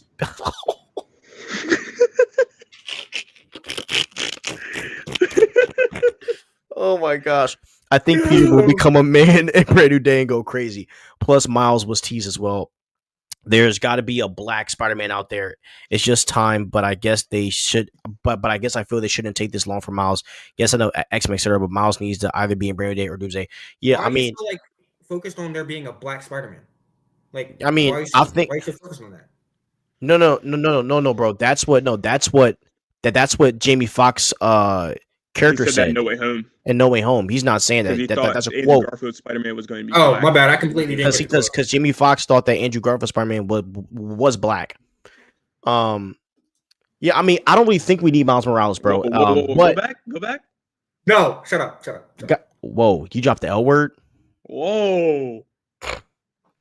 Bro was coughing during the podcast. That's crazy. All right. Spider-Man got revealed in Civil War, but then a year later, his movie came out and explained it, I guess. So I think Miles will be revealed in Brand New Day or Doomsday.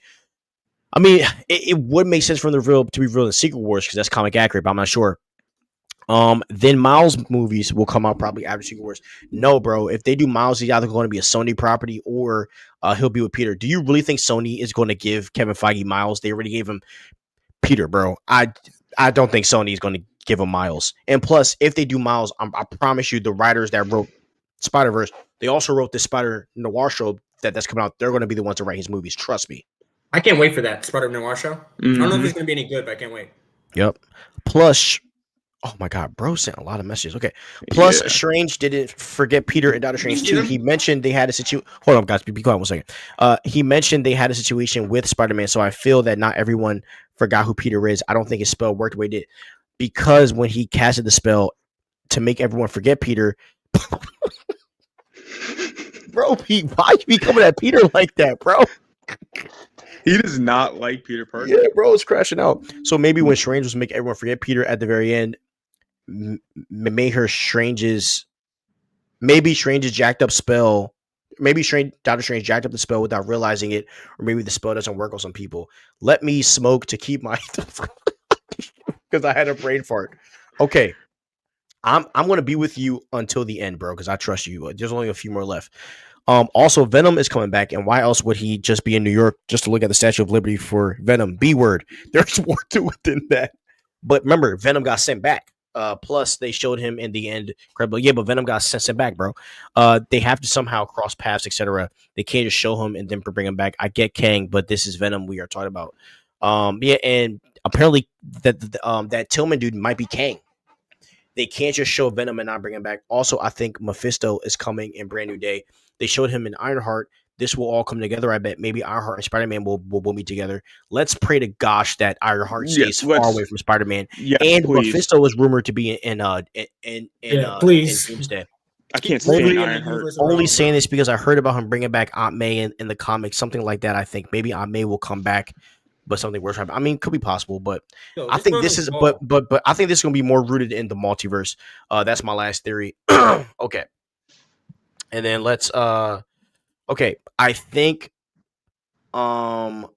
Punisher is going to be the reason why Banner hawks out. Could easily see Punisher hunting down Banner and bullies him and is about to kill him. Shoots, but then Banner eats the bullet and hawks out. That will be insane. Frank looks up and says, "Oh crap, yeah." You have to wait till the soft reboot. Post your wish for Miles. Exactly. Right now, they can survive without Miles. I agree. And I don't think Sony would do that, bro. I gotta go. Peace, Stevie, blue sweater, and Miles Morales. All right, we are going to end the show here, guys. I just want to say I'm so happy that you guys joined us tonight on the show. We'll be live every Tuesday. And yeah, this is the start of something new, something great, and something fun. So we hope you guys enjoyed this video or this live stream. Please like and subscribe. We got clips rolling out straight out tomorrow. We have a TikTok that is going to be coming out tomorrow. It's probably right now, but it will be. I will post it so you guys can follow us on TikTok so you can see our clips. So have a great day. Good night, y'all, and peace out. Peace.